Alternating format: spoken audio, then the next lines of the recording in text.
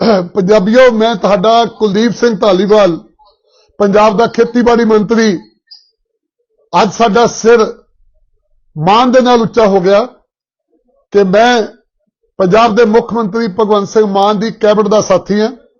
अज जो उन्होंने फैसला किया, पंजाब दी धरती, पंजाब दी हवा, अब हवा नूं बचाउण लई जीरे दी फैक्ट्री नूं, शराब फैक्ट्री नूं बंद करन दा जिहड़ा फैसला किया, कानून अनुसार कानूनी प्रक्रिया पूरी करके मैं खुद उस फैक्ट्री दे विच गया सी दसंबर दे विच। मैं उस समय किसानां नूं, उस धरने ते बैठे किसान जथेबंदियां दे आगूआं नूं यह विश्वास दवा के आया सीगा कि मेरा मुख मंत्री पंजाब दी धरती दा पुत्तर है, एक साधारण किसान दा पुत्तर है, पंजाब नाल प्यार करने वाला है। मैं उन्हां नूं कहा सी तुसीं विश्वास रखो, मान साहब पंजाब दी धरती दे हक दे विच फैसला करनगे। सो अज मान साहब ने जिहड़ा फैसला किया, उन्हां साबित करता कि धरती दे पुत्तर की हुंदे आ और पंजाब दी वातावरण नूं, अब हवा नूं बचाउण लई और अपनी किसानी नूं बचाउण लई अज दा उन्हां दा फैसला बहुत इतिहासक है। मैं उन्हां नूं वधाई भी दिंदा ते पंजाब दे किसानां नूं बेनती करदा कि अपने पुत्तर दे उत्ते विश्वास रखो। तुहाडा पुत्तर, तुहाडा मुख मंत्री तुहाडे हितां लई हमेशा तुहाडे नाल चट्टान दी तरह खड़ेगा, जिद्दां ओह अज खड़िया। अज दा फैसला मान साहब दा बहुत वड्डा इतिहासक फैसला। मान साहब तुहाडा बहुत बहुत धन्नवाद, तुसीं साडा सिर मान दे नाल उच्चा करता। वाहिगुरू जी का खालसा, वाहिगुरू जी की फतेह।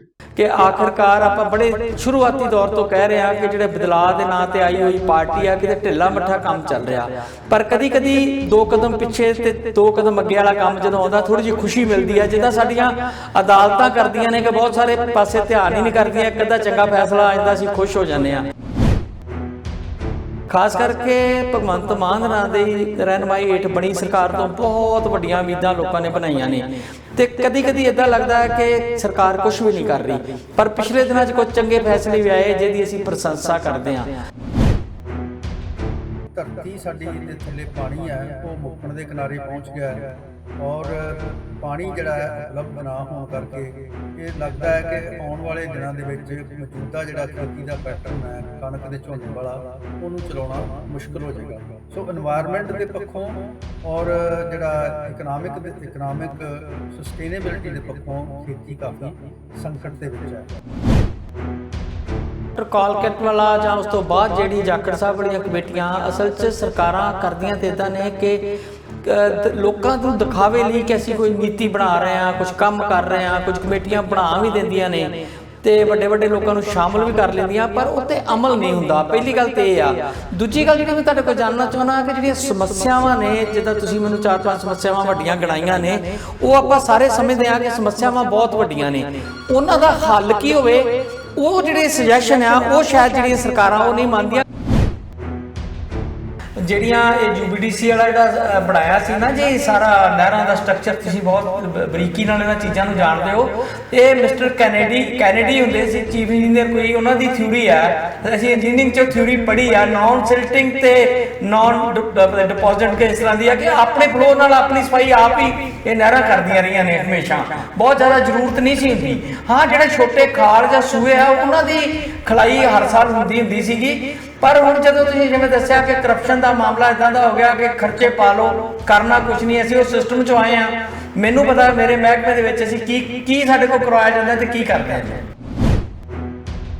दूसरी गल ये आ कि जिस तरह एग्रीकल्चर तो इलावा स्टेट की जी ओवरऑल डिवेलपमेंट आ वो होर भी बहुत सारिया चीज़ों की जरूरत आ, जिन्होंने इंडस्ट्रीलाइजेशन भी एक मेजर जो फैक्टर है वो इग्नोर नहीं आप कर सकते मौजूदा दौर के। इस तो भी अगे जो आप वेखीए तो जिस तरीके की अजकल एडवांसमेंट हो रही है कंप्यूटर सैक्टर च या दूजिया च, वो सारे चीज़ां जिहड़ियां वो नाल लैके चलनियां पैणगियां। तो खास करके इंडस्ट्री वास्ते बहुत सारा सरकारां जिहड़ियां ने जोर लाउंदियां ने कि साडी स्टेट चाहो जी असीं सिंगल विंडो सिस्टम करांगे, तुहानूं फैसिलिटी देवांगे, लैंड तुहानूं सही रेट ते देवांगे। हालां पंजाब दी इंडस्ट्री बारे साडे कई तरह के चिंतावां ने कि सेंटर गौरमेंट ने किसी ना किसी तरीके नाल सानूं इग्नोर कीता बार्डर स्टेट नूं, ते नाल लगियां स्टेटां पहाड़ी स्टेटां नूं कुछ रायतां दे के इंडस्ट्री जिहड़ी आ पंजाब चों उधर शिफ्ट होई। जे कदों असीं गल करदे हां धारीवाल मिल दी, OCM दी, होर वड्डे जिहड़ियां बटाला वगैरह दी कई बार गल अपनी होई आ। ਗੱਲ 'ਚ ਬਿਲਕੁਲ ਦਰੁਸਤ ਹੈ। ਜਿਹੜੀ ਕਿਸਾਨ ਲੀਡਰਸ਼ਿਪ ਹੈ ਇਸ ਮੌਕੇ ਕਾਫੀ ਚਤੰਨ ਹੈ ਔਰ ਕਾਫੀ ਇਹਨਾਂ ਚੋਂ ਯੂਨੀਵਰਸਿਟੀਆਂ ਕਾਲਜਾਂ ਚੋਂ ਪੜ੍ਹੇ ਨੇ ਲੀਡਰ ਜਿਹੜੇ ਨੇ ਕਾਫੀ ਆਰਟੀਕੂਲੇਟ ਨੇ। ਤੁਹਾਨੂੰ ਪਤਾ ਹੋਣਾ ਕਿ ਜਿਹੜੇ 22-23 ਰਾਉਂਡ ਗੱਲਬਾਤ ਦੇ ਚੱਲੇ ਕੇਂਦਰ ਦੇ ਵਿੱਚ, ਤੇ ਇਹਨਾਂ ਨੇ ਕਾਫੀ ਆਰਗੂਮੈਂਟਸ ਪੇਸ਼ ਕੀਤੀਆਂ ਜਿਨ੍ਹਾਂ ਦਾ ਸੈਂਟਰ ਗਵਰਨਮੈਂਟ ਦੇ ਸੈਕਟਰੀ ਤੇ ਐਡਵਾਈਜ਼ਰ ਕੋਲ ਕੋਈ ਜਵਾਬ ਨਹੀਂ ਸੀਗਾ। ਚਤੰਨ ਲੀਡਰਸ਼ਿਪ ਹੈ ਤੇ ਇਹਨਾਂ ਨੂੰ ਜ਼ਰੂਰ ਡਾਇਲਾਗ 'ਚ ਪਾਇਆ ਜਾ ਸਕਦਾ ਹੈ ਤੇ ਮੈਨੂੰ ਲੱਗਦਾ ਕਿ ਨਵੀਂ ਜਿਹੜੀ ਸਰਕਾਰ ਬਣੀ ਆ ਉਹਨਾਂ ਨੂੰ ਇਹਨਾਂ ਨਾਲ ਡਾਇਲਾਗ 'ਚ ਪੈਣਾ ਚਾਹੀਦਾ ਹੈਗਾ। ਟੈਕਨੋਲੋਜੀ ਦੀਆਂ ਪੋਸਿਬਿਲਿਟੀਜ਼ ਬਹੁਤ ਨੇ, ਉਹਨਾਂ ਨੂੰ ਵਰਤਿਆ ਜਾ ਸਕਦਾ ਹੈ, ਲੇਕਿਨ ਥੋੜੇ ਬਹੁਤੇ ਖਰਚੇ ਇਨਵੋਲਵ ਹੁੰਦੇ ਨੇ ਨਾ ਇਹਦੇ 'ਚ ਜੀ ਤੇ ਖਰਚੇ ਇਨਵੋਲਵ ਹੁੰਦੇ ਨੇ, ਇੰਡਸਟਰੀਸਟ ਖਰਚੇ ਕਰਨ ਦਾ ਬਚਦਾ ਹੈ ਤੇ ਇਸ ਕਰਕੇ ਉਹਦੇ ਤੇ ਚੈੱਕ ਵੀ ਰੱਖਣ ਦੀ ਲੋੜ ਹੈ ਤੇ ਜਿੱਥੇ ਜ਼ਰੂਰਤ ਪਏ ਤਾਂ ਉਹਦੀ ਮਦਦ ਵੀ ਕੀਤੀ ਜਾ ਸਕਦੀ ਹੈ। ਤੇ ਮਾਡਲ ਜਿਹੜੇ ਇਹਨਾਂ ਨੇ ਹੰਸਪਾਲ ਸਾਹਿਬ ਨੇ ਜ਼ਿਕਰ ਕੀਤਾ ਜਿਹਨਾਂ ਦਾ, ਇਹ ਮਾਡਲ ਸਾਡੇ ਕੰਮ ਆ ਸਕਦੇ ਨੇ। ਇਹ ਜੋ ਚ ਇਸ ਤੋਂ ਵੱਧ ਕੰਮ ਹੋਇਆ ਇਸ ਜੀ ਮੈਂ ਜ਼ਿਕਰ ਕਰ ਰਿਹਾ ਸੀ ਕਿ ਹੁਣ ਜਿੰਨੀ ਵੇਸਟ ਆ ਨਾ ਸਾਡੀ, ਜਿਹਨੂੰ ਅਸੀਂ ਕਹਿੰਦੇ ਆ ਕਿ ਗੰਦਗੀ ਆ ਬਹੁਤ, ਉਹ ਬਹੁਤ ਪ੍ਰੈਸ਼ੀਅਸ ਚੀਜ਼ ਹੈ। ਸਾਡਾ ਇਸ ਵੇਲੇ ਜਿਹੜਾ ਫੋਕਸ ਆ ਕਿਤੇ ਨਾ ਕਿਤੇ ਇਸ ਗੱਲ ਵੱਲ ਵੀ ਹੋਣਾ ਚਾਹੀਦਾ ਹੈ ਕਿ ਜਿੱਦਾਂ ਦੀ ਪਾਕਿਸਤਾਨ ਦੀ ਸਿਚੁਏਸ਼ਨ ਹੈ, ਪਾਕਿਸਤਾਨ ਦੇ ਵਿੱਚ ਜਿੱਦਾਂ ਅਸੀਂ ਵੇਖ ਰਹੇ ਹਾਂ ਵਧੀਆ ਪੰਜਾਬ ਦਾ ਹਿੱਸਾ ਫਰਟਾਈਲ ਲੈਂਡ ਜਿਹੜੀ ਆ ਉਹ ਪਾਕਿਸਤਾਨ ਵਾਲੇ ਪਾਸੇ ਸੀ। ਅਸੀਂ ਤੇ ਕਲਰ ਹੀ ਜਿਪਸਮ ਪਾ ਕੇ ਮੁੜ ਕੇ ਠੀਕ ਕੀਤੇ ਆ ਤੇ ਉੱਥੇ ਹਾਲਾਤ ਹੁਣ ਇਹ ਬਣੀ ਪਏ ਆ ਖਾਸ ਕਰਕੇ ਬਲੋਚਿਸਤਾਨ ਦੇ ਕਿ ਆਟਾ ਨਹੀਂ ਮਿਲ ਰਿਹਾ, ਕਈ ਦਿਨਾਂ ਤੋਂ ਲੋਕ ਭੁੱਖੇ ਨੇ। ਜਦੋਂ ਕੋਈ ਸਸਤੇ ਰੇਟ ਵਾਲਾ ਆਟਾ ਆਉਂਦਾ ਉਹਦੇ ਮਗਰ ਦੌੜਦੇ ਨੇ, ਬੜਾ ਕੁਝ ਹੋ ਰਿਹਾ ਉੱਥੇ। ਤੇ ਸਾਡੇ ਕੋਲ ਸਰਪਲਸ ਚੀਜ਼ਾਂ ਪਈਆਂ ਨੇ, ਜਿਹੜਾ ਵਪਾਰ ਦੀ ਇੱਕ ਮੰਗ ਹੋ ਰਹੀ ਆ, ਬਾਰਡਰ ਖੋਲ੍ਹਣ ਦੀ ਮੰਗ ਹੋ ਰਹੀ ਆ। ਠੀਕ ਹੈ, ਆਪਣੀ ਥਾਂ ਤੁਹਾਡੇ ਮਤਭੇਦ ਹੋ ਸਕਦੇ ਆ, ਪਰ ਘੱਟੋ ਘੱਟ ਜਿਹੜਾ ਇਸ ਲੈਵਲ ਤੇ ਵਪਾਰ ਹੈ ਵਾਹਗਾ ਬਾਰਡਰ ਜਾਂ ਪੰਜਾਬ ਦੇ ਬਾਰਡਰ ਨਹੀਂ, ਇਹ ਭਾਵੇਂ ਸਰਕਾਰ ਪੰਜਾਬ ਦਾ ਐਡਾ ਮੁੱਦਾ ਨਹੀਂ ਹੈ, ਕੇਂਦਰ ਸਰਕਾਰ ਦੇ ਅੰਡਰ ਆਉਂਦਾ, ਪਰ ਪੰਜਾਬ ਸਰਕਾਰ ਇਹਨੂੰ ਸਟਰੋਂਗਲੀ ਉਠਾਵੇ। ਤੇ ਦੂਜੇ ਪਾਸੇ ਪਾਕਿਸਤਾਨ ਵਾਲੇ ਪਾਸਿਓਂ ਮੈਂ ਅੱਜ ਦੇਖ ਰਿਹਾ ਸੀ ਕੋਈ ਨਿਊਜ਼, ਉੱਥੋਂ ਦੇ ਇੱਕ ਏਅਰ ਮਾਰਸ਼ਲ ਰਹੇ ਨੇ, ਉਹਨਾਂ ਨੇ ਇੱਕ ਆਰਟੀਕਲ ਲਿਖਿਆ ਕਿ ਜਿਹੜੀਆਂ ਨਫ਼ਰਤਾਂ ਦਾ ਦੌਰ ਆਪਾਂ ਬੜੇ ਚਿਰ ਤੋਂ ਸਿਰਜਿਆ ਹੋਇਆ, ਆਪਾਂ ਉਹ ਚੋਂ ਬਾਹਰ ਨਿਕਲੀਏ। ਅਸੀਂ ਇੱਦਾਂ ਇੱਕ ਦੂਜੇ ਨੂੰ ਕੰਪੀਟੀਸ਼ਨ ਜਾਂ ਨੀਵਾਂ ਦਿਖਾ ਕੇ ਅੱਗੇ ਨਹੀਂ ਲੰਘ ਸਕਦੇ। ਹੋਰ ਤੇ ਹੋਰ ਨਫ਼ਰਤਾਂ ਘਟਦੀਆਂ ਨੇ, ਡਿਪਲੋਮੈਟਿਕ ਰਿਲੇਸ਼ਨ ਵੀ ਚੰਗੇ ਹੁੰਦੇ ਆ, ਰਾਜਨੀਤਿਕ ਸੰਬੰਧ ਵੀ ਬਣਦੇ ਕੰਟਰੀ ਦੇ। ਆਪਾਂ ਜੇ ਵੱਡੇ ਐਂਗਲ ਤੋਂ ਸੋਚੀਏ ਤਾਂ ਬਹੁਤ ਫਾਇਦੇ ਹੁੰਦੇ ਆ। ਇਸ ਵੇਲੇ ਮੈਨੂੰ ਲੱਗਦਾ ਕਿ ਪੰਜਾਬ ਦੇ ਵਿੱਚ ਸਭ ਤੋਂ ਸਟਰੋਂਗ ਪ੍ਰੈਸ਼ਰ ਗਰੁੱਪ ਕਿਸਾਨ ਜਥੇਬੰਦੀਆਂ ਹੀ ਨੇ ਤੇ ਸਭ ਤੋਂ ਜ਼ਿਆਦਾ ਜਿਹੜਾ ਵਾ ਕਿਸਾਨ ਆਪਣੇ ਆਪ ਨੂੰ ਮਹਿਸੂਸ ਕਰ ਰਿਹਾ ਕਿ ਮੈਂ ਦੁਖੀ ਹਾਂ, ਜਿੱਦਾਂ ਦੇ ਉੱਥੇ ਸੁਸਾਈਡ ਹੋ ਰਹੇ ਨੇ, ਕਈ ਕੁਝ ਹੋ ਰਿਹਾ। ਤੇ ਕਿਸਾਨ ਅਗਲੀ ਪੀੜ੍ਹੀ ਦੀ ਵੀ ਚਿੰਤਾ ਕਰ ਰਿਹਾ ਕਿ ਬੱਚਿਆਂ ਨੂੰ ਹੁਣ ਜਿੱਦਾਂ ਆਪਾਂ ਜੋ ਗਿਣਤੀਆਂ ਕਰਨ ਲੱਗਦੇ ਆ ਕਿ ਬਾਹਰ ਨੂੰ ਭੇਜ ਰਿਹਾ, ਉਹ ਇਸੇ ਡਰ ਤੋਂ ਭੇਜ ਰਿਹਾ ਕਿ ਸਾਡਾ ਬੱਚਾ ਜਾਂ ਤੇ ਨਸ਼ੇ 'ਚ ਮਾਰਿਆ ਜਾਊਗਾ ਤੇ ਜਾਂ ਫਿਰ ਸਾਡੇ ਕੋਲ ਕਰਜ਼ਾ ਨਹੀਂ ਲੱਥਣਾ। ਤੇ ਇਸ ਪ੍ਰੈਸ਼ਰ ਗਰੁੱਪ ਨੂੰ ਸਹੀ ਸੇਧ ਲੈ ਕੇ ਸਰਕਾਰ ਨੂੰ ਲੱਗਦਾ ਹੈ ਕਿ ਸਰਕਾਰ ਕਿਸਾਨਾਂ ਦੀ ਗੱਲ ਜ਼ਿਆਦਾ ਸੁਣ ਰਹੀ ਆ ਤੇ ਹੋਰ ਜਿਹੜੇ ਨਿੱਕੇ ਮੋਟੇ ਗਰੁੱਪ ਨੇ ਉਹਨਾਂ ਦੀ ਇਹ ਗੱਲ ਬਹੁਤੀ ਸੁਣਵਾਈ ਨਹੀਂ।